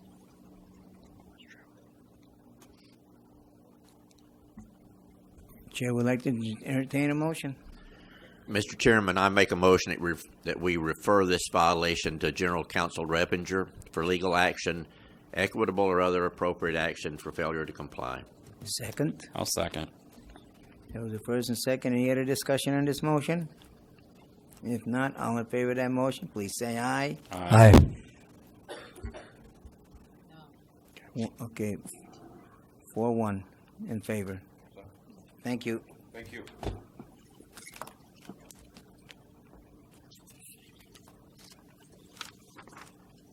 Next is the donation request, Little Theater for improvements to Building A sound system. John? Recently, I received correspondence from Ms. Kraus on behalf of Little Theater requesting to donate $5,000 to offset the cost of improvements to the Building A sound system. You can see in your packet there's various items. If the board approves this donation, staff would facilitate a site inspection of the building by sound system expert and determine best course of action. Ms. Kraus is here if you have any questions. Louise? Thank you very much for allowing us to speak tonight. I have members of Barefoot Bay Little Theater with me. We thank the Board of Trustees for the opportunity to present a check for $5,000 to help cover costs of upgrades to the sound system at Building A. This money would apply to speakers, amplifiers, mixer boards, microphones, and additional sound-absorbing panel systems, but is not limited to those areas. The Little Theater wishes to thank all the residents and friends who have supported the club through the live theater performances and other projects for over 30 years, and we offer this gift back to the community for improvements. Thank you. Thank you, Louise. And we Thank have you, a check Little for Theater. Mr. Henley, wherever he went. Are there any questions? No, excuse me. I just want to say thanks to the Little Theater for getting the acoustical problem at Building A off dead center. Thank you. Thank you. Thank you very much. All in favor of money, anything, believe me. But does this, and I don't go on Facebook, so I apologize, but someone told me there's been something going on Facebook about some speaker system we have, et cetera, et cetera, et cetera. Is this replacing something? Is it? Just to upgrade. It's upgrading the system? Yeah. Barefoot Bay Little Theater does not want to take the position of determining what would be the best thing to do. We're Okay. leaving that up to the sound engineers. Very good. Thank you very much. Absolutely. Thank you. Are there other questions? I don't have a question, Ms. Kraus, but I do want to thank you and Little Theater for your contribution. Thank you. Thank you very much. The chair would like to entertain a motion. And well, before I also want to thank you guys for every year you provide us with 2 outstanding performances. You bring a lot of entertainment, and it's just good to see it grow from the 1 night to 3 nights now, and it's just it's pretty exciting. Thank you. Thank you. I all also for would your like to say support. thank you to the Little Theater for all the work they do for us. Thank you very much. We extend our thank you because we know that many clubs and organizations have to make some alterations in their plans because of that busy show week. So we are appreciative as well of Thank your you, support. yes. Thank you. Yeah, I know I had to take my meeting up to the building D&E. There you go. But that's Thank you okay. all. You enjoy it, and I enjoy it. You know, whether I know it's a packed house every day for the 3 days you have, and you do a great job. These are very, very loyal members of Little Theater that are here, and they endured all of this.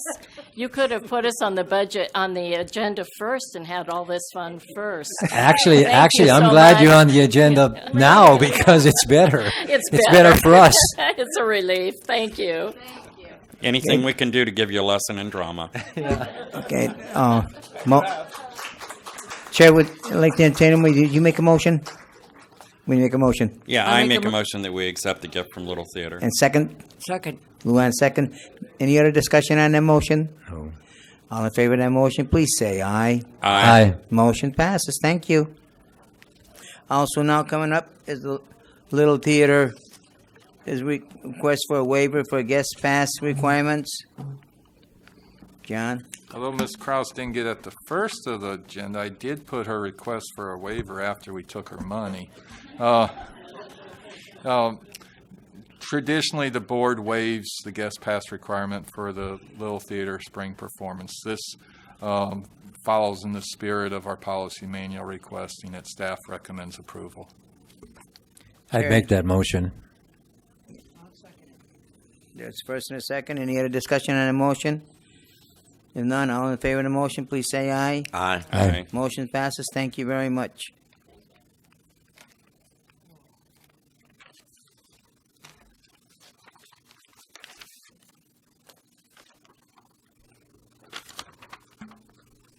Next is the FY20 budget amendment, transfer music and entertainment expenditures budget to property service. John? No. Oh, I jumped ahead of myself. The policy manual amendment, music bingo, guest pass requirements. I'm sorry. Yes, Yeah. for anyone who missed our last meeting, the board instructed staff to immediately start enforcing the guest pass requirement for music bingo on Monday nights in Building A. We started at the following Monday and have continued. Additionally, we were instructed to bring a codification of that into the policy manual. Not knowing exactly how you wanted to do that, I added four words with the wording of except at music bingo to the subsection that exempts food and beverage events from the standard guest pass requirement. There is a resolution. Mr. Reppinger will read the title for if you would like to tweak that language, or there's been people in my office saying that this should only be in winter season, however you define that. We can tweak it, or I can pull up the Word document and we can play wordsmithing, however the board approves. But staff does recommend amending the policy manual. Let me make a maybe a recommendation, Mr. Coffey. We're only exempting music bingo. This could come up with some other activities that we do at some point. Why not take the route and do the reverse of what we do for the clubs? That is, we give the club a waiver to allow non-residents to use the facilities, like we did tonight with the Little Theater.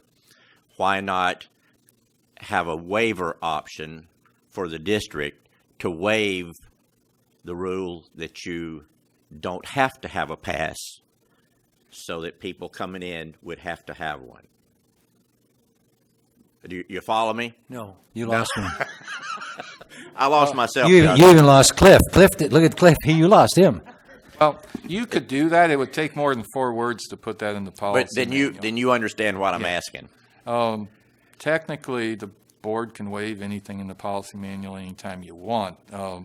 I thought your direction was you wanted to codify the carve out of music bingo, but we could kick this down the road and try to figure out a waiver process for the board if you would like. I think a broader issue is, do you want this to be enforced year-round or just during certain months? But aren't we technically waiving our current requirement that you do not have to have a guest pass? That's what you informally did at the last meeting. So what I'm suggesting is that we put an option in there that we can waive the requirement that says you don't have to have a guest pass. It's the opposite of what. In the other words, 12 you're coming and saying, Roger, you're Yeah, talking, lost me. Roger. I followed him down those Alabama roads. I got where he's going. He's basically what he's saying is that yes, that this rule of having a guest pass, it's only going to be good for the winter because the district or the management will have the option in the summer to waive the guest pass and say So no, anybody what you're can come trying in. to say is the motion you're trying to say, you're trying to explain is that maybe around May, it can come, somebody can put it on the agenda to waive the fees. Or till, John could just waive those fees without it coming back okay, I before the understand board. what you're going, yes. Is that right? Yeah, I mean, my concern is we're going to make a policy. We're going to change our policy for the one event, and we potentially could have this coming up for other events where there's a similar circumstance where we want to begin charging or checking guest passes for district events in Building A. What makes Music Bingo unique for food and beverage events for folks who don't go to Music Bingo is other events like the Neil Diamond impersonator event was Music Bingo, we don't charge admission. And so this is the one event that food and beverage puts on in Building A that's free to enter. All the other ones are ticketed items. If we want to just leave it the way it is and work on an informal waiver, that's fine with me too. The one thing I'll say is then I'll start, when I carry my policy manual around, I'll carry minutes to this meeting because I do have some folks who read the documents who come in and question things. Well, look, just for the benefit of moving the meeting on, I'll withdraw my recommendation for changes to this.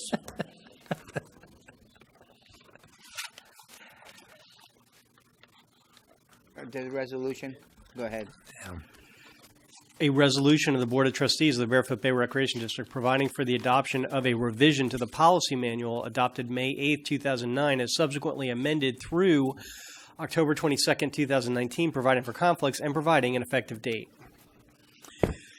Motion to approve, So moved. and need a second? I'll second that. Okay, any other discussion on that motion? If none, all in favor of that motion, please say aye. Aye. Aye. Thank you. Now we go the one that I was ahead of myself.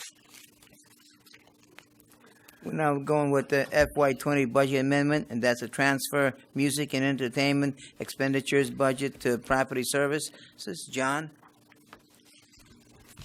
This one you have your choice between curtain A and curtain B. At the December budget kickoff meeting, the discussion was among the trustee and trustee-elects of moving the music budget from food and beverage to property services because the majority of the music budget is provided without ticketed entrance. Not knowing if you wanted to separate out the ticketed events, we prepared two resolutions. One moving the entire budget this year, one moving all but $6,000 of the budget to property services. So therefore, depending on which one you want, Resolution 2020-02 transfers everything. Resolution 2020-03 transfers just non-ticketed items. So Mr. Reppinger can read both of them, or he can read the one you're interested in. I have a question. I have a question. Excuse me. Oh, I have a question. I was just there. Go ahead. What? Go ahead. Why are we doing this? What's the reason for doing this? I mean, I don't understand why we're doing this. Okay, so let me give my opinion here, and hopefully I'll do a better job on this than I did on the last agenda item. Basically, our food and beverage group provides two things for us. They provide food and beverage, and if I want to take part in that, I go to the 19th hole, I go to the lounge, I go to the pool on Sunday for a street dance, and I can purchase food or drink. Additionally, they set up for us entertainment. Now, entertainment's a little bit different. Here in Barefoot Bay, any night of the week, you can go somewhere in the Bay and you can take part in an activity, whether it's music bingo on Monday night, whether it's karaoke, whether it's trivia, dance music on the weekends, and you can do all those things, and you don't have to pay or spend a penny. The entertainment here is, with the exception of these paid events that we've started having, entertainment here is an absolute amenity that doesn't cost us anything as a resident. And many of us take part in it that way for whatever reason. We go, we dance, we listen to music, we play the game, and there's no money spent. It's not much difference really than going to the pool. So it's really, for me, it's a consistency thing within the budget. The property services group, they're the ones where that funding resides for the upkeep of those types of amenities. So that's the. I'm not. Roger. I'm sorry. I'm going to ask a question. You spend money no matter what. It's all entertainment. Music is entertainment, and it comes from that. But you go to karaoke, or you go to the whatever you call the trivias and all that stuff. There's music in there. People do drink there. They buy drinks and everything. So to me, I see they're spending money no matter how. They are still spending money and everything. So when I did hear it, I actually wasn't in favor of this, and I can say it right now, I'm still not in favor of it. So where I stand right now, I won't support this. But yes, go ahead. I do. I typically spend money when I go, but I go to enough and I see enough people, and for many of the people, they don't have. It's not something that we feel compelled or obligated to spend money, because we see that. Okay. Those of us who don't, maybe we don't eat, we don't drink there, we see that as an amenity that's provided for by Barefoot Bay that we pay for to some extent out of our fees. I understand excuse me, Mike. I understand what you're saying, but so now Matt's group is going to be like $100,000 worth in the hole further than Kathy is. I mean, now Kathy's going to look like the golden child, when in fact she's real. I mean, I don't understand. Well, I don't think all it is creative bookkeeping is what you're doing. Well, all you're doing is creative book. I'm not in favor of it. I just think it's. Well, the one thing that I want, I'm not against this, but I don't think you can say that music is an amenity and we don't make money on the 19th hole, the pool, Sundays at the pool, wherever, because they would not have all those people there if there were not music. So they are making more money on those days. My wife and I rode by the pool this Sunday, and it was packed, and people were eating. They got a bar outside. They're making money. So again, I'm not against this, but you can't say they don't make money in food and beverage when they have music. I'm not saying they don't make money. I'm saying I'm talking additional money though than they normally would. They probably do, but they're making it on food and beverage, and in a sense. I'm assuming that the food and beverage that when Kathy sets pricing, that she has to include the price of that entertainment in the food and the beverage that she sells. So in a sense, if you're eating and drinking at an activity, you're subsidizing the music and entertainment for the people who are not. And I don't disagree with that statement, Luann. I'm only saying for consistency with the other amenity type things that we have, like the pool, the upkeep of whether it's tennis courts, the beach, or whatever, I think entertainment falls in that category. I can see this. I guess I would be in favor of moving it in the non-ticketed part of this. I agree. The ticketed is totally different. Because you're paying, everybody who goes in is paying to take part of that in the entertainment. So. Well, and I think what we're looking at, too, is we're looking at food and beverage is actually a revenue center for us, whereas Matt's group is a cost center. So we're factoring the way that we look at it and factoring the way that the community looks at it. So if we throw all the cost of music on Kathy, and you're right, the pool does fill up because of the music. But if you go there, you're going to see their tables of grapes and cheeses and things that they brought from home, and their bottled waters and their sodas that they brought from home. They're not necessarily buying from the bay. So therefore, you've just taken her music that she's paid for, and it really becomes a cost center as opposed to a revenue generating piece. I don't know how to equitably factor that out, but I think it skews her numbers, and it does make food and beverage look less as a revenue generating system. And I'm not saying you have to factor it out. I don't say that at all. Again, if it's an amenity, it's an amenity. Somebody's going to pay for it. Yes. Where you put it, I guess it doesn't really matter. But I'd be in favor of the non-ticketed part. Okay, Chair will entertain a motion.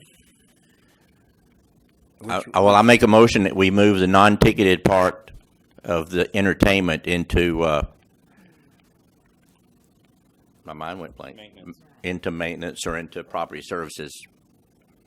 Okay, there's a motion. A second? I'll second that. Mr. Rebencher will read. 3. 03. So, and John, you can correct me on this, but so we're reading this as 03 because it's in the package that way. We're going to skip 02 entirely? Is that, and we're never going to have an 02? Okay. So, and this is not, I guess the question would be, we haven't talked, this is not a major problem financially or, I mean, fiscally, any of the kinds of things we have to do. I mean, this is... It's akin to the money my wife buys groceries with, of taking it out of one pocket and putting it in another. I understand. Yeah, I understand that. Resolution 2020-2003, a resolution of the Board of Trustees of the Barefoot Bay Recreation District amending Resolution 2019-03, amending the budget. Need a motion? Make a motion. I thought we did that. Yeah, we did. We accepted that. All right. All in favor of that motion, please say aye. Aye. Aye. Oppose? Okay, 3-2, it passes. Next is a truck purchase. John?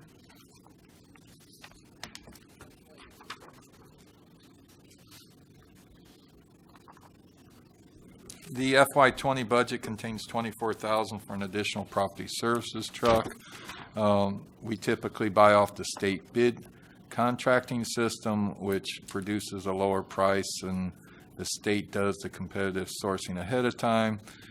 We found a 2020 F-150 two-wheel drive regular cab for $20,214. Staff recommends award contract to Duval Fleet in the amount of $20,214. Chair will entertain a motion. I would make that motion. Mr. Minor made a motion. Need a I'll second. Randy seconded. Any discussion on that motion? None? All in favor of the motion, please say aye. Aye. Motion passes. Thank you. And similarly, this agenda item is for the replacement of an F-250 truck, a 2006 model, a Ford Super Duty single wheel two-wheel drive super cab truck, $34,435.20. Reader should note this will have a service body and a towing package included. Staff recommends BOT award contract to Duval Ford in the amount of $34,435.20. Chair will entertain a motion. I make a motion that we award the contract to Duval Ford for a 2020 Ford Super Duty F-250 truck in the amount of $34,435.20. Thank you. Second? Luann seconded. Any discussion on that motion? Hearing none. All in favor of that motion, please say aye. Aye. Motion passes. Thank you. Next on the agenda is a discussion of replacement of the 4 greens. Ernie? As Mr. Cruz makes his way up, for those watching at home or left here, at the last month's 5-year financial model and capital improvement plan, Trustee Mino presented a proposal to replace 4 greens. And it was consensus of the board to add the project to the 5-year plan, defund a FY20 lake bank repairs project in the amount of $75,000, and that staff would research options. Mr. Cruz is here to speak to the 2 options. Typically, there's one as the traditional project procurement management system. One is subbing it all out to ABM. To help the board understand potential costs of the second option, Mr. Cruz did get a draft proposal from ABM that I forwarded to the board. Mr. Cruz can answer any questions you may have. Board, any questions for Mr. Cruz? I guess I'd make a comment before Mr. Cruz does, and can, I have to say that that Mr. Cruz and his staff and ABM, and because ABM is concerned with both of these options, Mr. Cruz and his staff and ABM have done things at the golf course that are so positive in the last month and a half that, as I told Mr. Coffey and some other people recently, all of the people that some used to say were the complainers there, and I don't want to use the right language, those people now are just so positive that you can't believe the difference this has made. And so I'm speaking to the 2 options. I would have absolutely no problem with having ABM be the or the contractor and subcontract things out. I think if you would have brought this up as that type of a proposal 6 months ago, I think that we would have had people here objecting to ABM coming in. And right now, I can tell you that golf course is just looking really great. It's to the point now where we have so many people out there, you're telling them to get out of the way. Working, I'm talking about the workers right now. They're actually out there edging along the cart paths and between the concrete and the cart paths and everything else, and they're sweeping it up and blowing it. So what I'm getting at is I have no problem if this goes to having ABM as the contractor. I could take a ride with Mr. Cruz yesterday, and he showed me around, especially the greens on 6, 7, 13, and 15, and he had one of those little, I call him a doohickey. And then he put in, he took me a number 6, and where it was dark like dirt, and it was no grass, and he put the thing in there and showed A stimp meter. What? Okay, so what do you call it? Okay, thank you. Is that what it was? Is that what you did? No. Moisture meter. Moisture meter. That's what.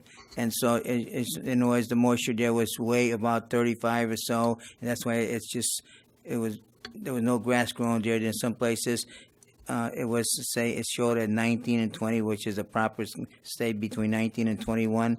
In other places, it showed me it was 13 or so. But still, whatever it is, I see that before we do anything, I think the water is the most important thing, and your sprinkler systems are old already, and they're not working properly. And the worst thing is, got to have them adjusted the right way, and if the sprinkler system, both of them are working everywhere, and the wind is blowing one direction, now that wind is just pulling that water away from the second. That's why, the way my understanding is that's why these greens are not as green as they should be. But we are getting the water, but some is overwatered, some is underwatered, and it's not the fault of the thing. Is the way the wind's blowing and everything, and there's some hills and the water just rolls down. So I would say before we do anything else, I would rather those sprinklers, whatever, has get an evaluation on them sprinkler system and what it costs to do that before we do these greens. Because if you do all these greens, spend all that money, 106 or whatever it is, you're gonna down the road, you're gonna have the same problem. I went out today, and my understanding is that we had a proposal in 2 years ago that we put into the 5-year plan, and to do those sprinkling systems, we're looking at $500,000.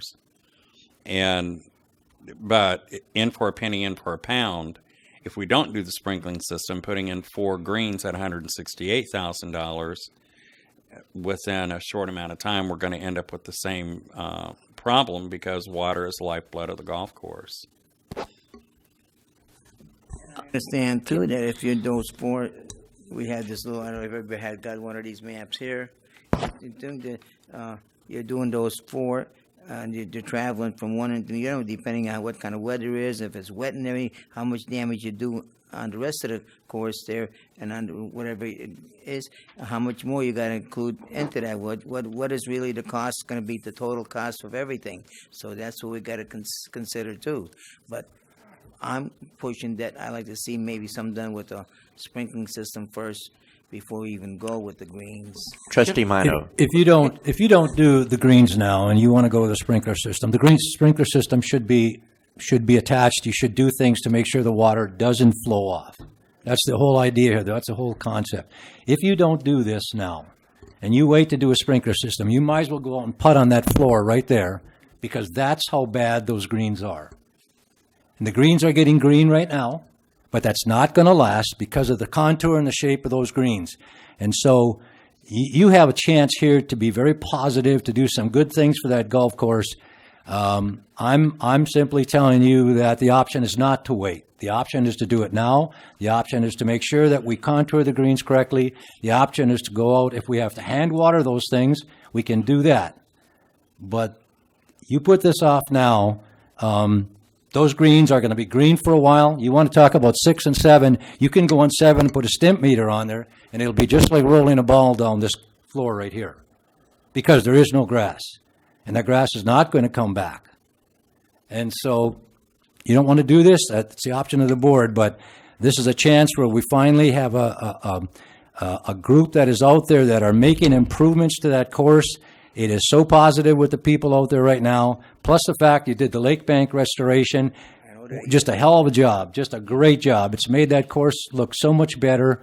You have a chance to do these greens now and to really make some improvements. And I'm not telling you how to do the irrigation, how to do the watering. That's not my job to do that. But my proposal still stands. All 4 of these greens. Trustee Mino. Can I ask Ernie what his view on that? Which would he rather see done first? Those 4 greens, and if you do all that the way it's supposed to be, will they last and stay green with the way the sprinkler system, the irrigation is now, or what will happen? I'm not a golfer. I don't know much about it, so that's why I'm just asking you. Yeah, when it comes to golf, it's a finicky thing that's grass, and there's a process to every living organism that goes about. And all I can really do is tell you what the pros and cons of each thing that you're trying to decide to do, and then you have to decide, what's best. Can we fix 4 greens? Sure we can. We can fix 4 greens. We can reshape them. We can redo any contouring of them and everything like that. Your proposal requires that ABM gave you, the draft proposal is talking about using the existing irrigation system that's out there to maintain that. So the pros is that you would have 4 new greens that are USGA specs.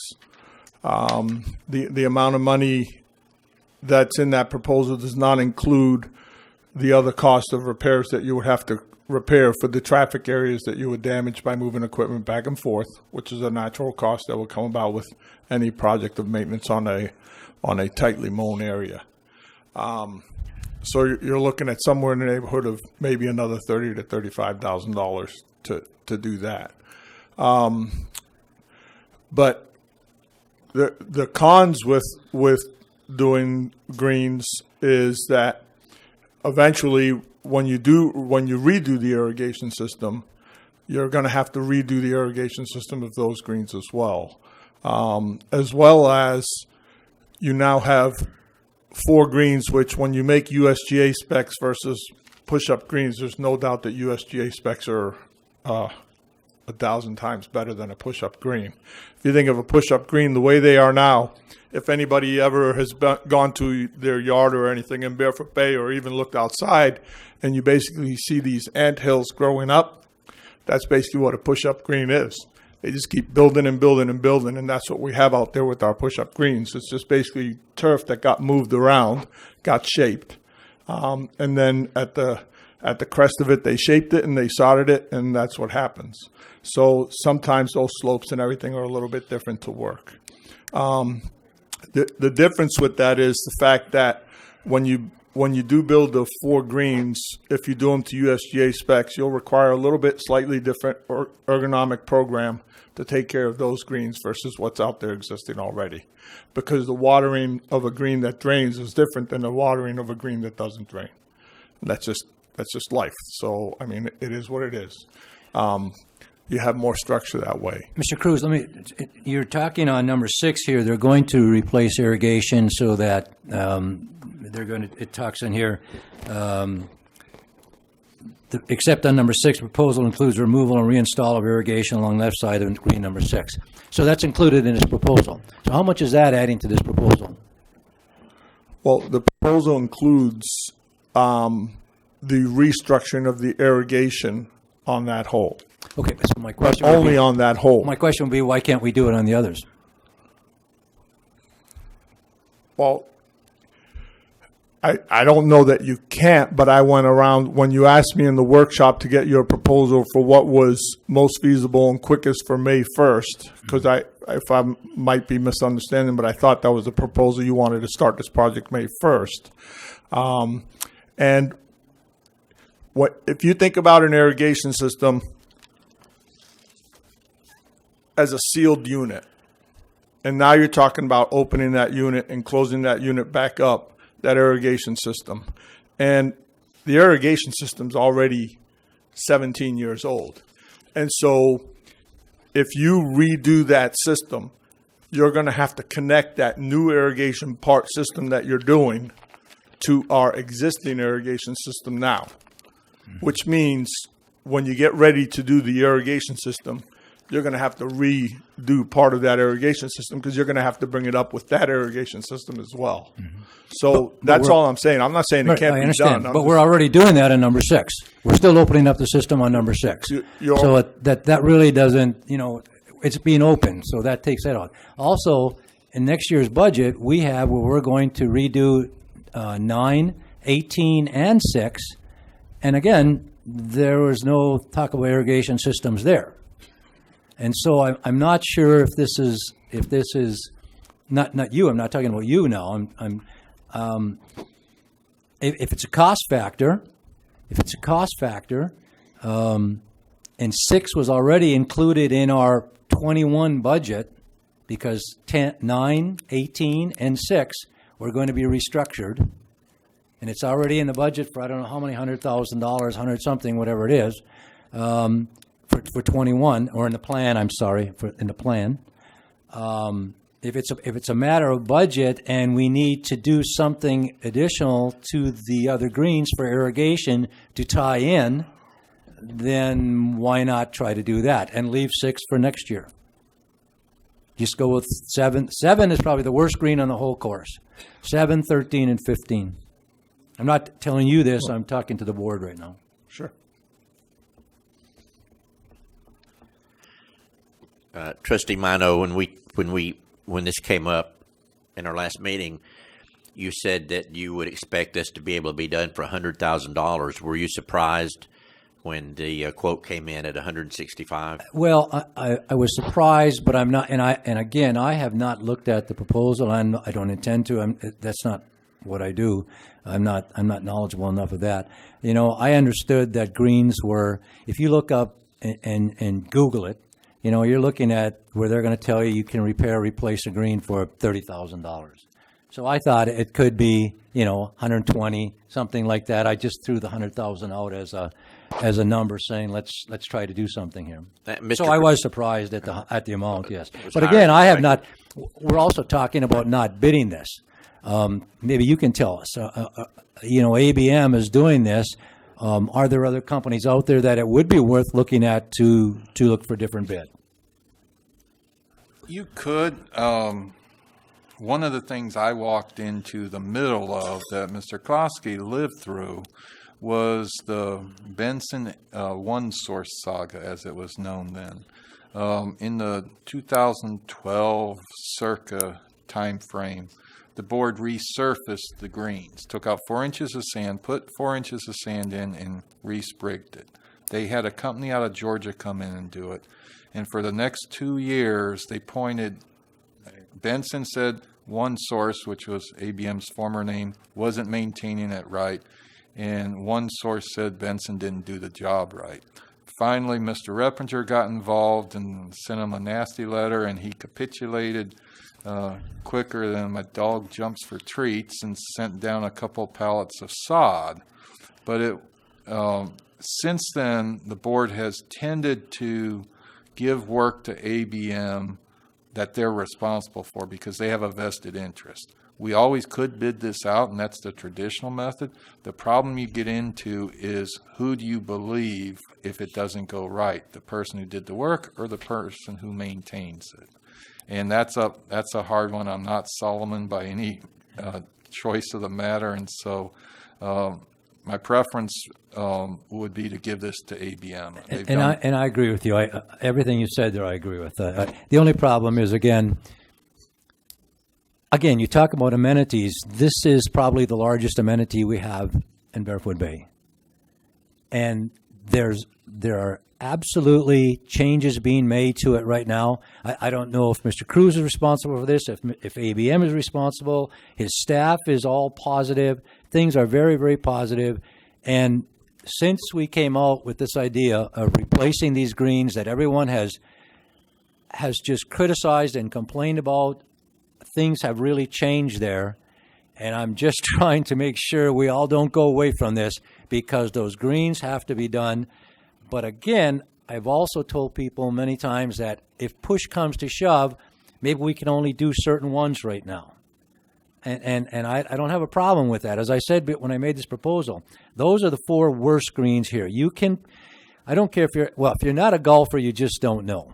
And a majority of the people who play golf here don't really care. They hit the ball from here to the sidewalk out there, and they don't. I talk to people about hitting ball.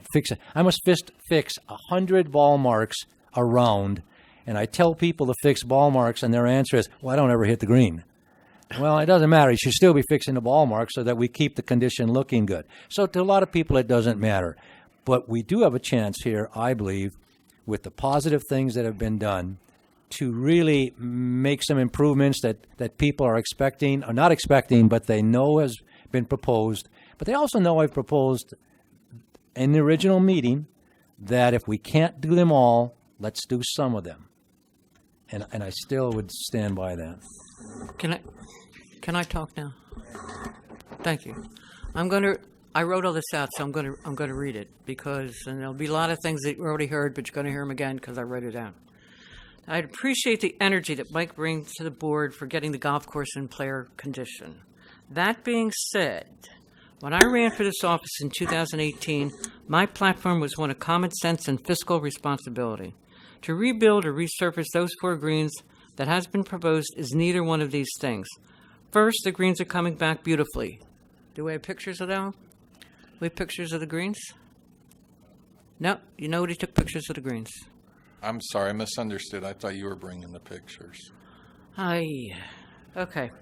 Anyway, this was done. I've got pictures on my phone of those 4 bad greens. This was done, I'm speaking, this was done with the help of an experienced golf superintendent and the fact that those greens were hand-watered. Got that? Hand-watered. Second, if the greens are done now, the irrigation system will have to be temporarily moved. Then when the irrigation system is done for the entire course, the irrigation for those 4 greens will have to be done again. Got that? Irrigation done twice. In my many meetings with Ernie about the course, rehabbing the greens was never mentioned. He may have had that in the back of his mind, but he never brought it up. What he did bring up, and loudly, was the fact that the most important thing needed for the course was a new irrigation system. After speaking to a number of people who know more than I do about golf greens and going online to do some research, I and these other people feel that the best way to keep the greens, well, green, and to make them, our course, have greater playability is to move the irrigation work up at least 1 year. That work is scheduled in 4 phases. This year, 21, 22, and 23. In 21, the 5-year plan calls for the irrigation system plans and design. FY20 plans are for the satellite boxes to be installed, which I'm not sure what that means, but it has to do with the irrigation system. If we used part of the $75,000 that was to be used for the lake bank rehab, we could get the plans and designs done this year and then move the 2 phases to 21 and 22.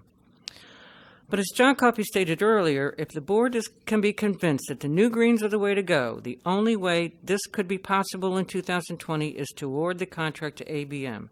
There just is not time to send out an RFP, get proposal, take the best one to the board, vote, get Cliff to write a contract, wait for the company to approve it, et cetera, et cetera, et cetera.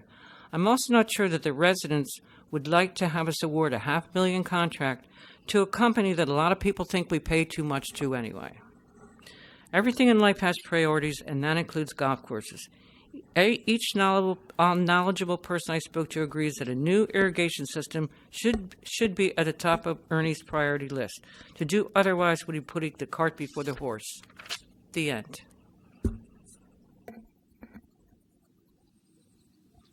So what I'm saying is we need to move the irrigation system up, and the 4 greens should wait. Just as a comment, I disagree with that completely. Well, I know you do, but that's okay because I disagree with you. I mean, for me to do the green work first seems counterintuitive. If I were going to resod my lawn, I would want the irrigation system in before I put the new sod in because I would want that to be successful. The other thing that concerns me,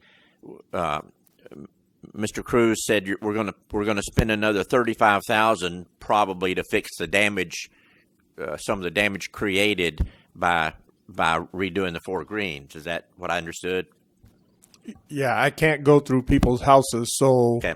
So now our proposal is up in the neighborhood of $200,000, and we still have somewhere around $65,000 in the budget for the first phase of irrigation, the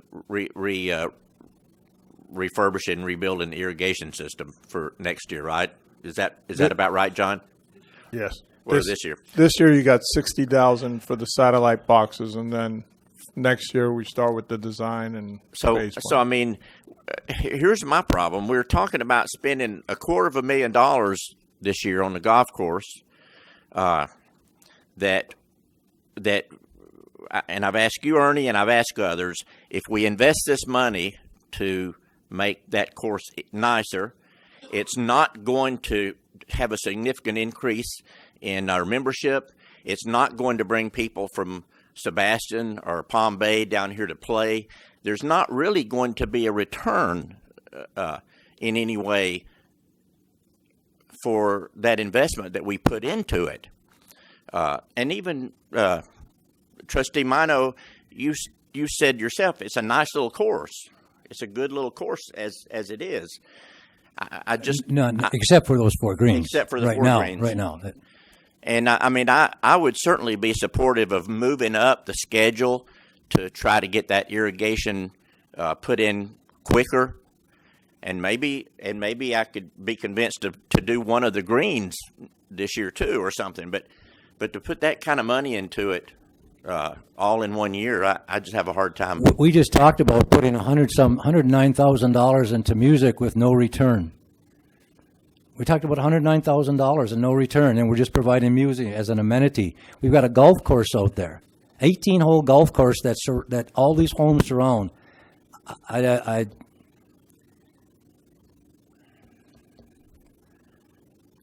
And again, I don't expect this to be the cart before the horse thing. I expect the irrigation to be done on the greens appropriately so that you don't ruin them. That was never the idea. The idea at the workshop was that everything had to be considered so that we could put the greens in. also the construction on the course, with vehicles moving back and forth. I mean, if that's a reason why we're not going to do it, then we're never going to fix anything on that course, because you can't drive a truck across the fairway. We have trucks and boats going across the fairways right now at the Lake Bank restoration, and we didn't spend $35,000 to fix anything. We've got boats and trucks riding all over the course.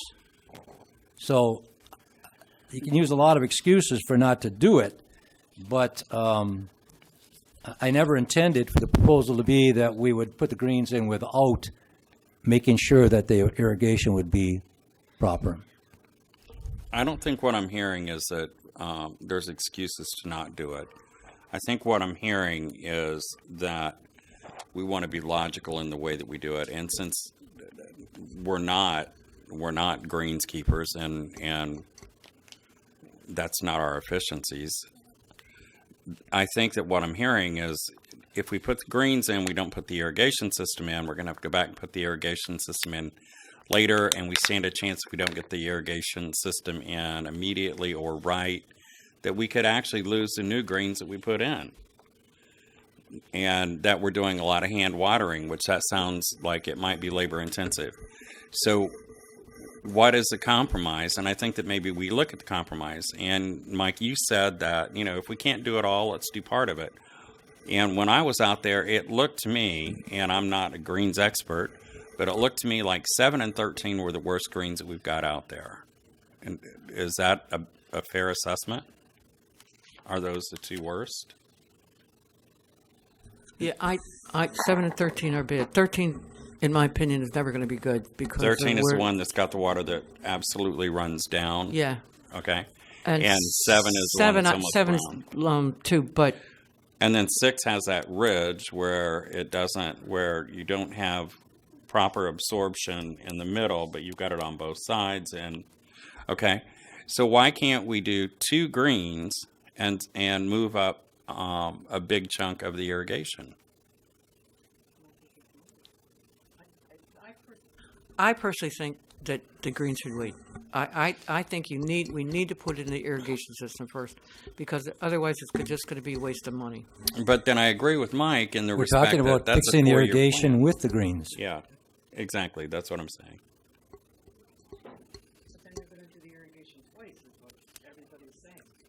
No, you're not going to, no. If I can jump in, because please do. Ernie has given. I'm a landscape irrigation type guy, and Ernie's has talked substantially about what the plan is on the new irrigation. It's basically a little of both.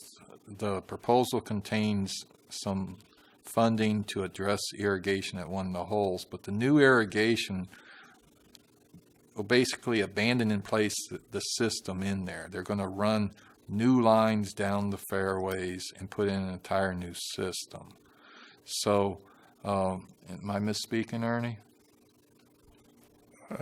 No, you're correct. Okay. The new irrigation system would be completely independent of any irrigation system, and you would want it to be independent of any irrigation system. You would not want to in any way link up to any antiquated irrigation system. And even if we were to put new irrigation heads around these greens right now, you are linking them to the old irrigation system. You have no other way to get it there. You only have one circular system that goes out there throughout the whole course, and it's all connected, and it's going to remain connected. So therefore, any shells or anything that come up from the lake, to not make things long, think about it as a loop system. Everything that goes through one head is going to go through all 485 heads that are out there on the golf course. So I would tell you just, one other thing, which many of you met Brad and all that, the ABM experts, and you just finished lauding them. When you talk about it, some of the issues with the greens that you've seen, unfortunately, happen every year because everybody here thinks about Barefoot Bay Golf Course. And for the general public that doesn't understand this, we have 2 golf courses. We don't have one golf course at Barefoot Bay. Central Florida is a unique world. every golf course in Central Florida experiences a winter season golf course and then a summer season golf course. And when you put a different type of seed in the winter time, you have to maintain that a little bit different. So we go through these phases twice a year called the transition phase on the golf course. So every November when we first put down the seed and the Bermuda grass starts going to sleep and the ryegrass starts growing, you get different levels of grass growing. And so that's why in November and December, a lot of the golfers will complain about the conditions of the golf course. Now what you're seeing is that winter seed is fully taken over. And Roger, remember when I took you around, I said, come back out in January and February and take a ride around and we'll see the difference of the grass and how it's growing out there. And I'm hearing that from the community. Because now it's coming in great. the way it's going to be. Well, I'm here to tell you, come April and May, you're going to experience the same thing in the opposite direction because the winter ryegrass is going to start dying off, but it's not warm and hot enough yet to completely grow the Bermuda grass. So in essence, you're going to have two competing grasses growing at one time on a golf course.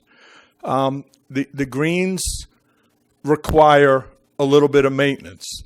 The design that Joe Lee has on this golf course is not bad.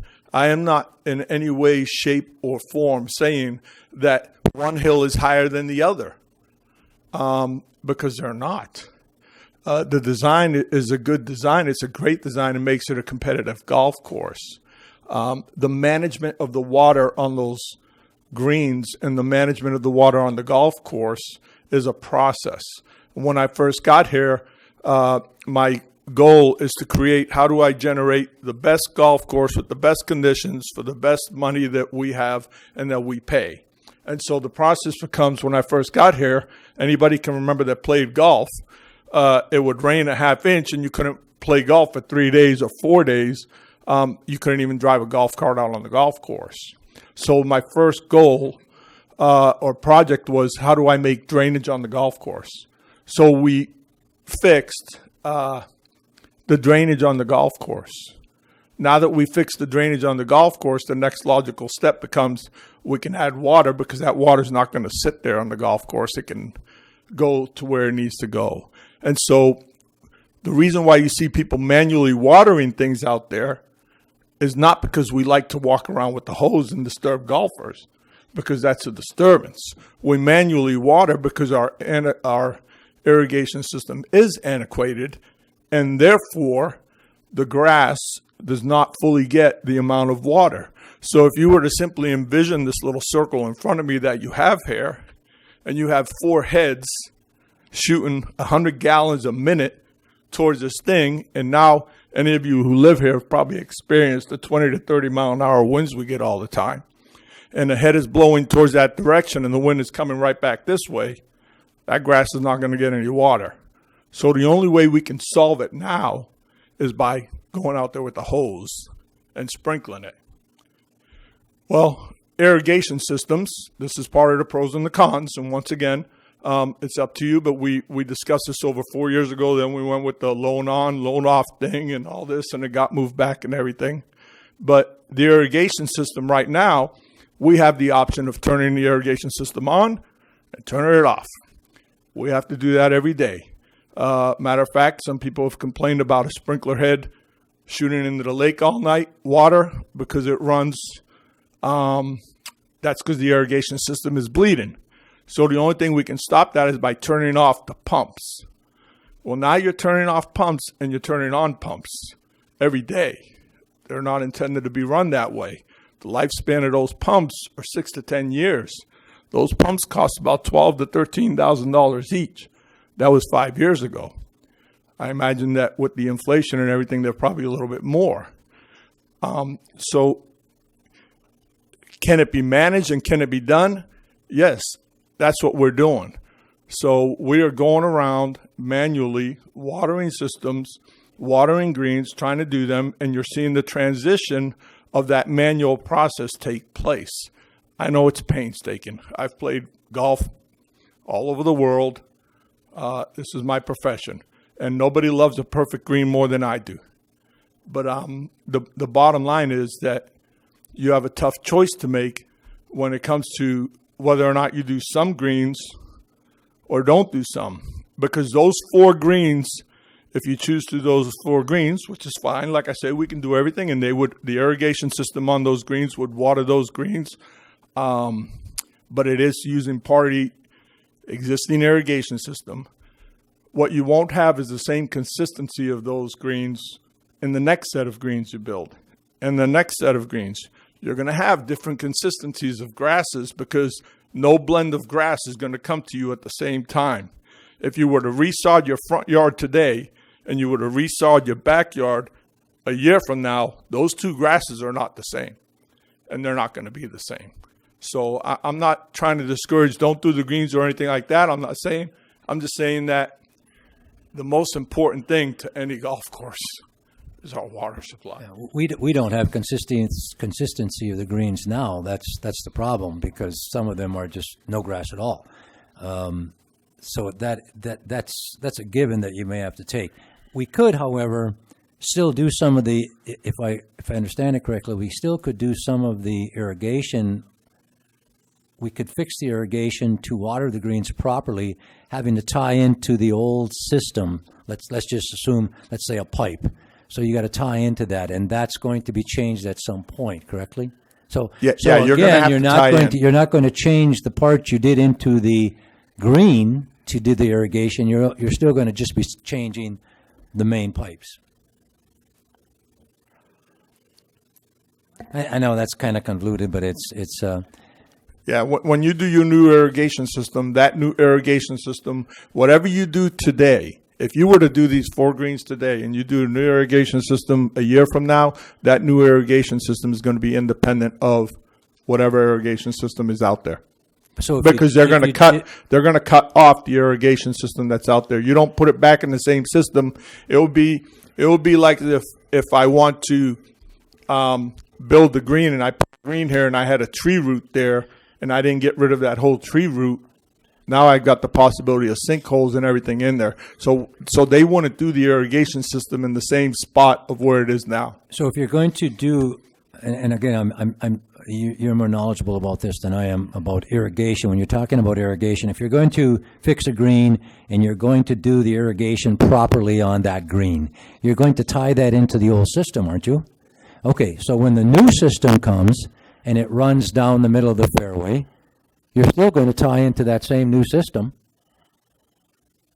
If you're tying into, if the pipe runs like this and the green's over here and you tie into the pipe, when you put the new pipe over here, you're still going to tie into the new pipe again. You're not going to change the irrigation going into the greens. That's not an arguable point. I'm just saying that you can do it, you know. Can I circle back for the non-golfer's benefit? How would you prioritize from the worst green to the least worst of those 4? Probably 7 and 13. 7 and 13. 15's next, and then 6 is so like this that you just got to tear that whole green out at some point. But 7 is probably the worst green we have on the course. Our greens do not have consistency now from one to the other. They're puttable. They're good. They've got some grass. Even when they've been cutting them now, all of a sudden they take all the breaks because they move faster now and so forth. And that's just great. That's great, which they never did before. But 7 is the worst, and 13 is probably the next, and just in my opinion. And 15 and 6 would be probably the last on my thing. We have been discussing this for a while. Then let's get to the point here. Let's make a motion on what you want to go with. Could we get Luann to read her proposal again? Not the entire thing, but the changes that you're recommending. I didn't propose anything. Well, you did. You proposed moving up the. No, I did that. Wait a minute. Oh, I know.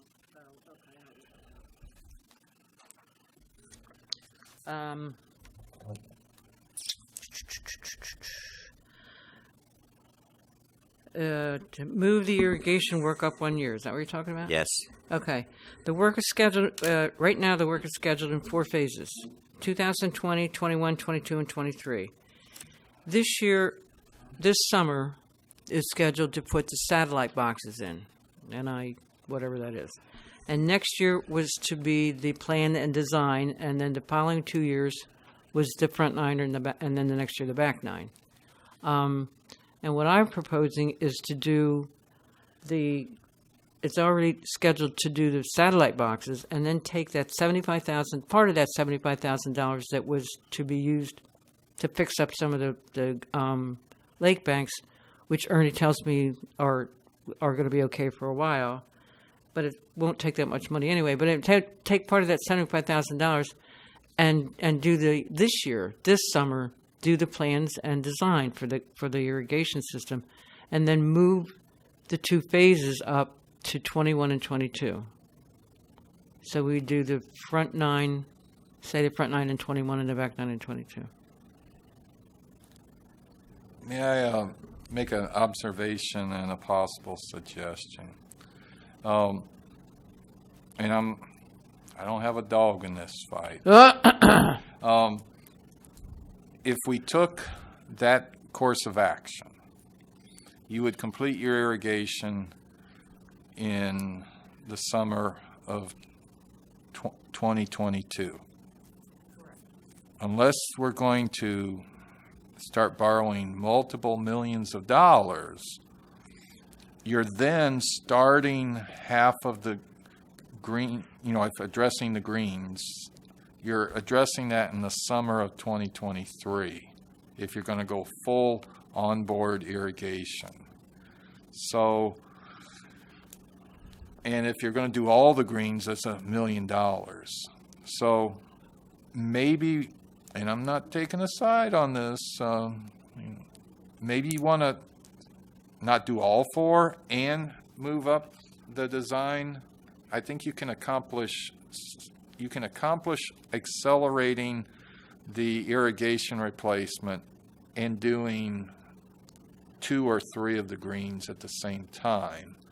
I'm not taking a side. I'm just saying I don't think it's an either or. And if you do accelerate the irrigation, you're still looking at 23, 24 of being the times you're replacing the greens and addressing the fairways, because we had money in there, about $140,000 over 22 and 23 to address the fairways. And I think once you do, you're going to be moving that money up forward. You're going to have irrigation, fairways. Folks are going to want all the greens done. So if you go this route, you need to be thinking about where we get $1 million in 23 and 24 to do all the greens. Because it's just not kicking this down the road a year, it's kicking it down the road several years. What? I'm sorry. No, it's okay. Go ahead. Well, I'm asking a question to Ernie. Maybe is it possible that these 4 greens, and as well as the others, with the proper irrigation and better maintenance and care by ABM, may end up improving and looking better anyway, without having to go in and redo those greens? I think the proof is just simply in what everybody is stating right now, how much it's come back. And yes, management of the water will improve the greens. Those greens were not always in that shape. Unfortunately, number 6 last year, Mr. Mino, we had some Pythium blight damage, which killed that green, which is an insect that kills greens. And so turf has to come back. And unfortunately, turf is something that takes on its own and you can only care for it. But I think you can see that in the past month, with the help of a superintendent that's not been around for 1 year, but a superintendent that's been around for 29 years, and the care that person was doing has obviously affected the growth of the turf a lot quicker and is making it a lot better. So while it's painstaking, and I know that they're certainly obviously not to your wishes, with the correct management and with the correct way that ABM is doing these things, they could potentially come back. It's your choice. I don't, like Mr. Coffey says, I don't have a horse in this race either. But I would tell you this, that, we just redid these greens not too long ago, and spent some money on these greens. So, Mr. Cruz, this isn't to my wishes or anything, and I understand those greens, but those greens are not coming back. There isn't a person anywhere who will tell you that those greens are in okay shape to put on. They're not. Those greens are bad, and they're not going to come back any better.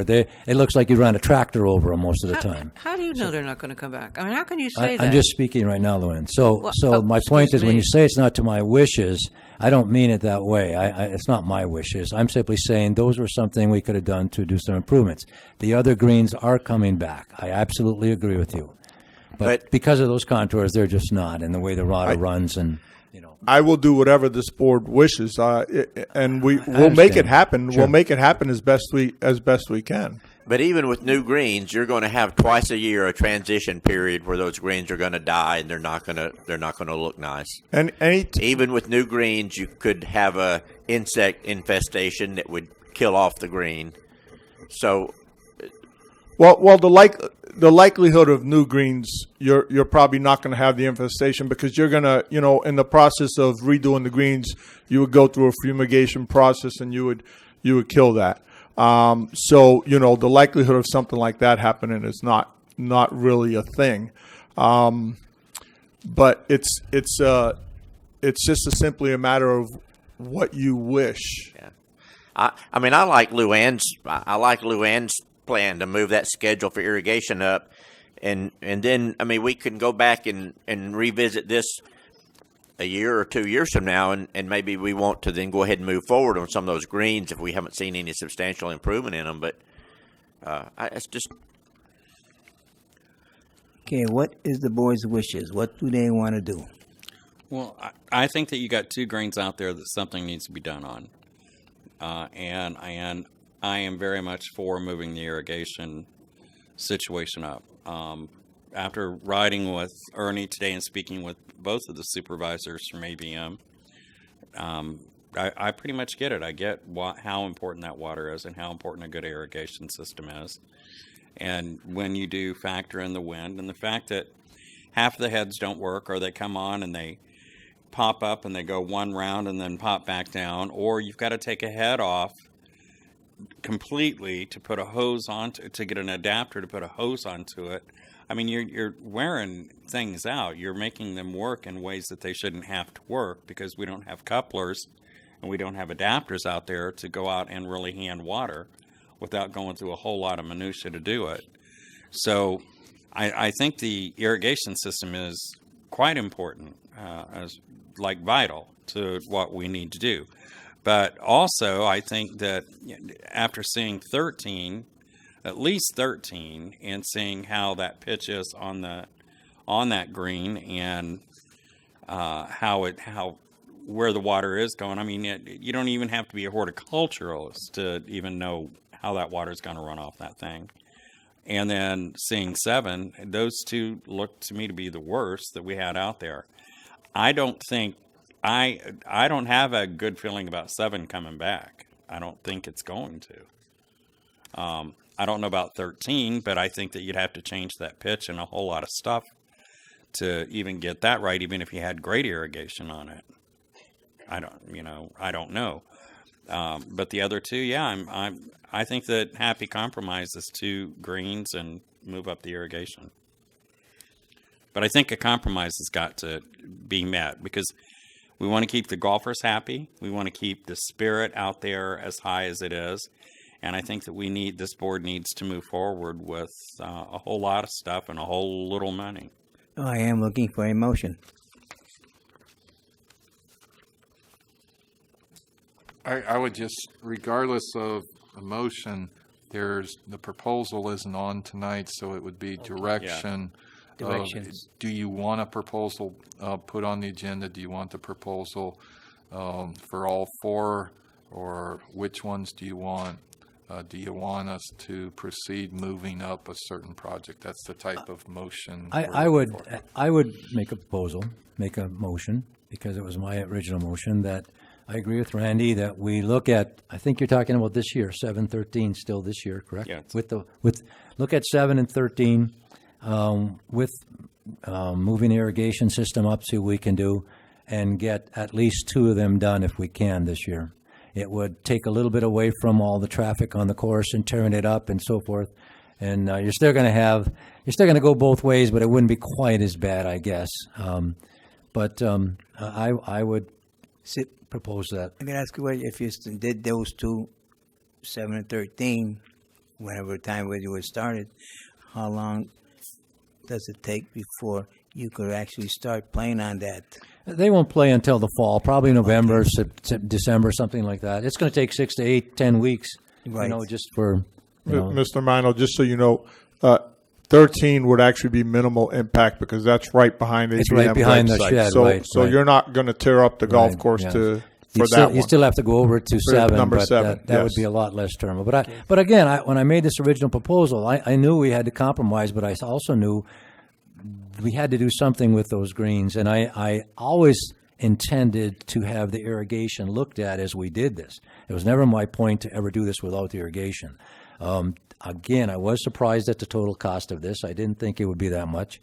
But, if this is a way we can do part of it, I would absolutely ask you to look at that proposal. But I just want to see that if you do those 2 greens, that make sure that the system, the water system, the irrigation system works correctly, the sprinkler system, so we don't have to go back after and redo everything over again. So.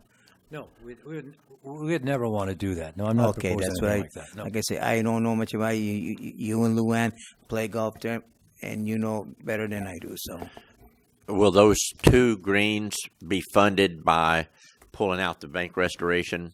Is that the funding we're going to use for the 2 greens? I can't give you a yes or no answer right now. That's like worst case scenario. I think you probably could do a limited amount of lake bank repairs. That's something I haven't spoke with Mr. Cruz about, but that would be my goal to not take all that money unless absolutely necessary. There's some projects like the relocation of the heater building at Pool 1. That's not going to happen this year as planned because we don't need to go in and tear it up and then tear it up next year when we do that whole center. So with the direction you've given us, that's what I'll be doing tomorrow, is looking at scenarios. The biggest issue is trying to financially feasible move everything on the back end up further, because while it's good to get the design done, we need to look at our options down the road so we don't get an irrigation system all nice and improved and then we don't have the money to address the greens and fairways. Ernie, the lake bank restoration is actually completed, isn't it? The lake bank restoration is completed. The money that's in there is for repairs, the existing system. But I mean, we're not going over the pond over by 9, maybe. I think maybe that was that done before, or that's not in the plan. Everything is done. It's okay. done. All right. Yes. Okay. Okay, so wait a minute. I'm not following that. If it's done, what's the bank restoration money this year intended for? That's repair money, not restoration. Bank repair, not restoration. What's in the budget this year is to repair where the existing GO2 is, not adding GO2. Adding new GO2. And around 9 and 13 was put in 2014. Okay. I mean, they just did a great job on that, by the way. That just looks really good. Mike, do you want to repeat your motion? Well, again, I'm trying not to lose everything here. I know. And I would ask that staff look at a proposal to restructure, replace, do whatever you have to do, including irrigation for 713, and move the irrigation up if we can, so that we wouldn't have the problems of tying those in later and so forth. Mr. Minor made a motion. Need a second? No. Who made the motion? Randy made the motion. Okay. No, he seconded. Mike made the motion, and Randy seconded. Any other discussion on that motion?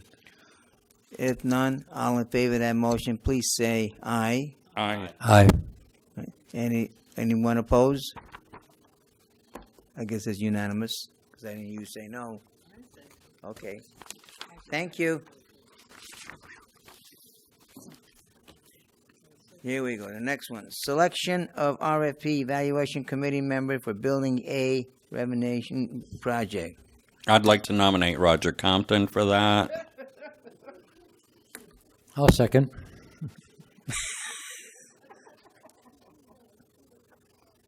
There was a motion made and a second. Any discussion on that? Okay. All in favor of the, Aye. all in favor of the motion? Aye. Aye. Motion passes. Thank you. John, well, And now for the legalese.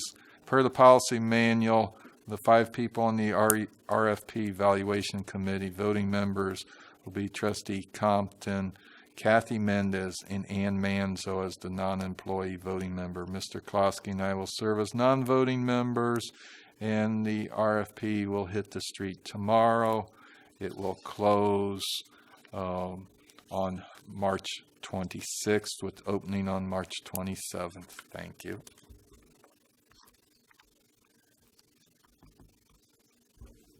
thank you.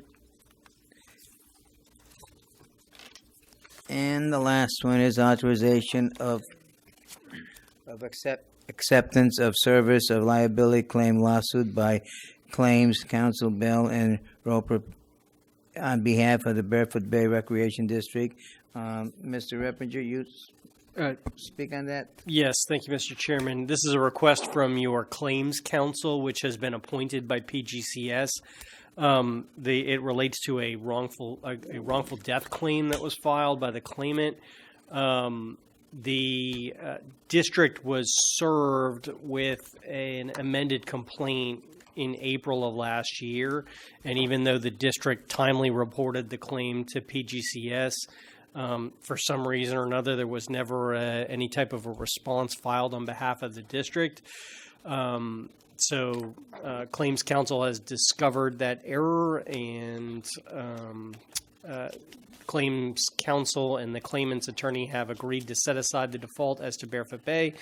But because of the fact that the suit should be served on a member of the board, which it was not, it was served on staff, so staff got it instead of the board. The Claims Counsel has requested that the board approve the acceptance of service by Claims Counsel on behalf of the board formally, so that then the suit can proceed and a response can be filed on behalf of Barefoot Bay. So Claims Counsel is asking for the board to approve their acceptance of the claim on behalf, or of the amended complaint on behalf of Barefoot Bay. You want that in form of a motion, right? Yes, please.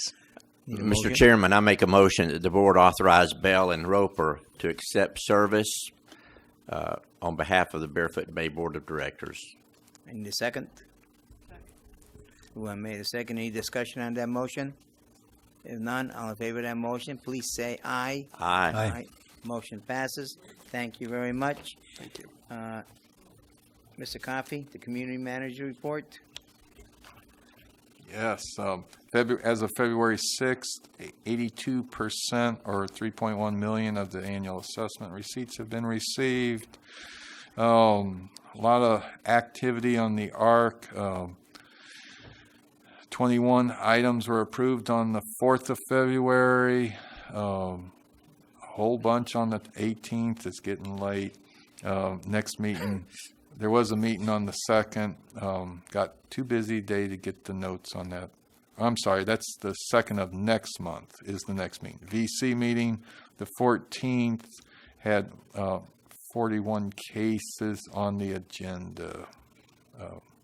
Can't remember what happened. I'm sorry. 12 came into compliance, 8 working with DOR, 21 found in violation.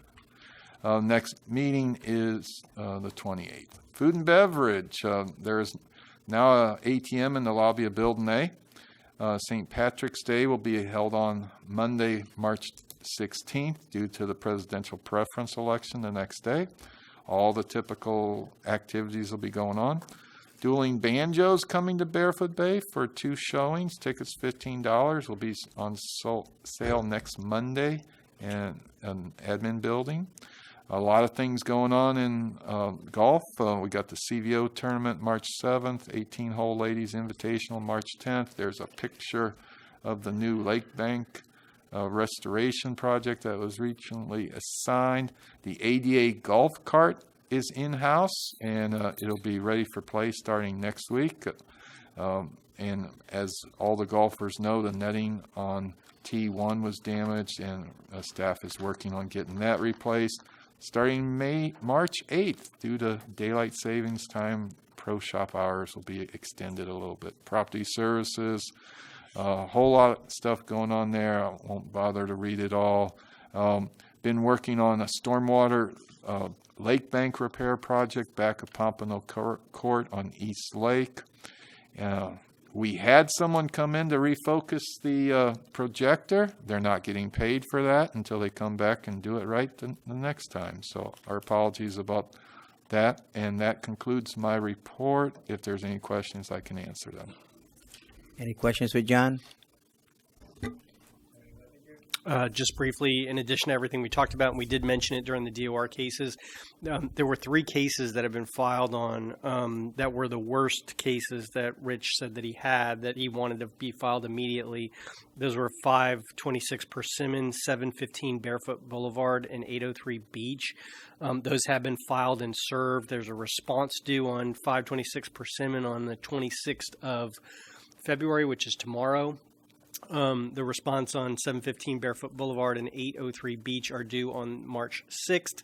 No responses have been filed yet. However, according to Rich, and he's not here, and I didn't clarify with him, I had spoken to him earlier in the week. I think there was some movement on 715 Barefoot Boulevard, so there may have been some movement as far as cleaning up that property, but a response has not been filed, and I'm not sure whether it's in compliance or not, so I need to follow up with him. We will be filing on another batch before we get to the next meeting on Friday, the 13th?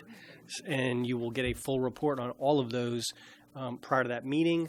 On the Blissful Things eviction, there was a response to our request for admissions filed by the ex-tenant with photos and everything that we are addressing. So we have to file a response to try to strike that in addition to our motion for summary judgment. So we are addressing that, and that should be filed hopefully, and a hearing set by March 13th. So we will give you a further update when we get there.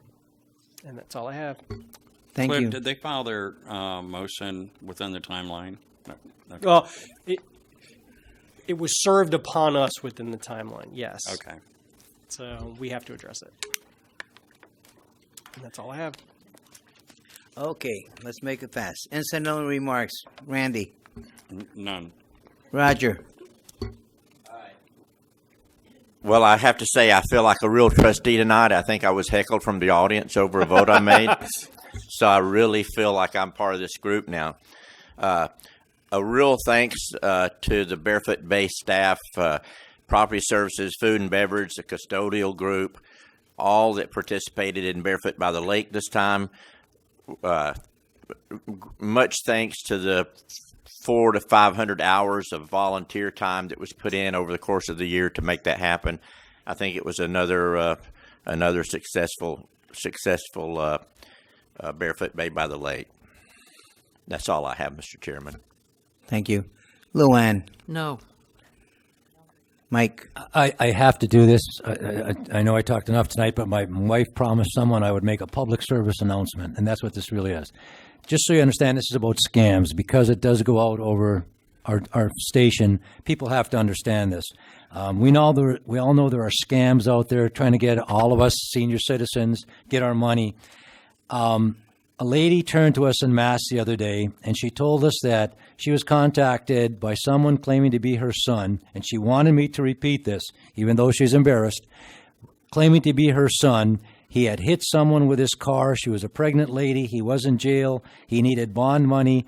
She lost $8,200, and it was a scam. $8,200. So she wanted me to say that. I'm not going to say her name, but she wanted me to remind all of us, we're all senior citizens, the IRS does not call you on the phone. Don't give out your Social Security number. Don't give your bank number out. Don't transfer money unless you know for sure. You call your family, etc., to find out who it is. Because this lady is out $8,200. Wow. And by the way, she was called after she sent the money and said they now needed more money because the woman who was pregnant, the child, I guess, had died, or her pregnancy. And so then it turned out to be a scam. So she asked my wife, would you please ask your husband to say this in public? So I did it. Thank you. I have nothing to say. The only thing I'm going to say is that our next meeting will be March 13th, 2020 at 1 p.m. right here in Building D&E. I need a motion to adjourn. I move so. Meeting adjourned. Have a good night. Mike's off.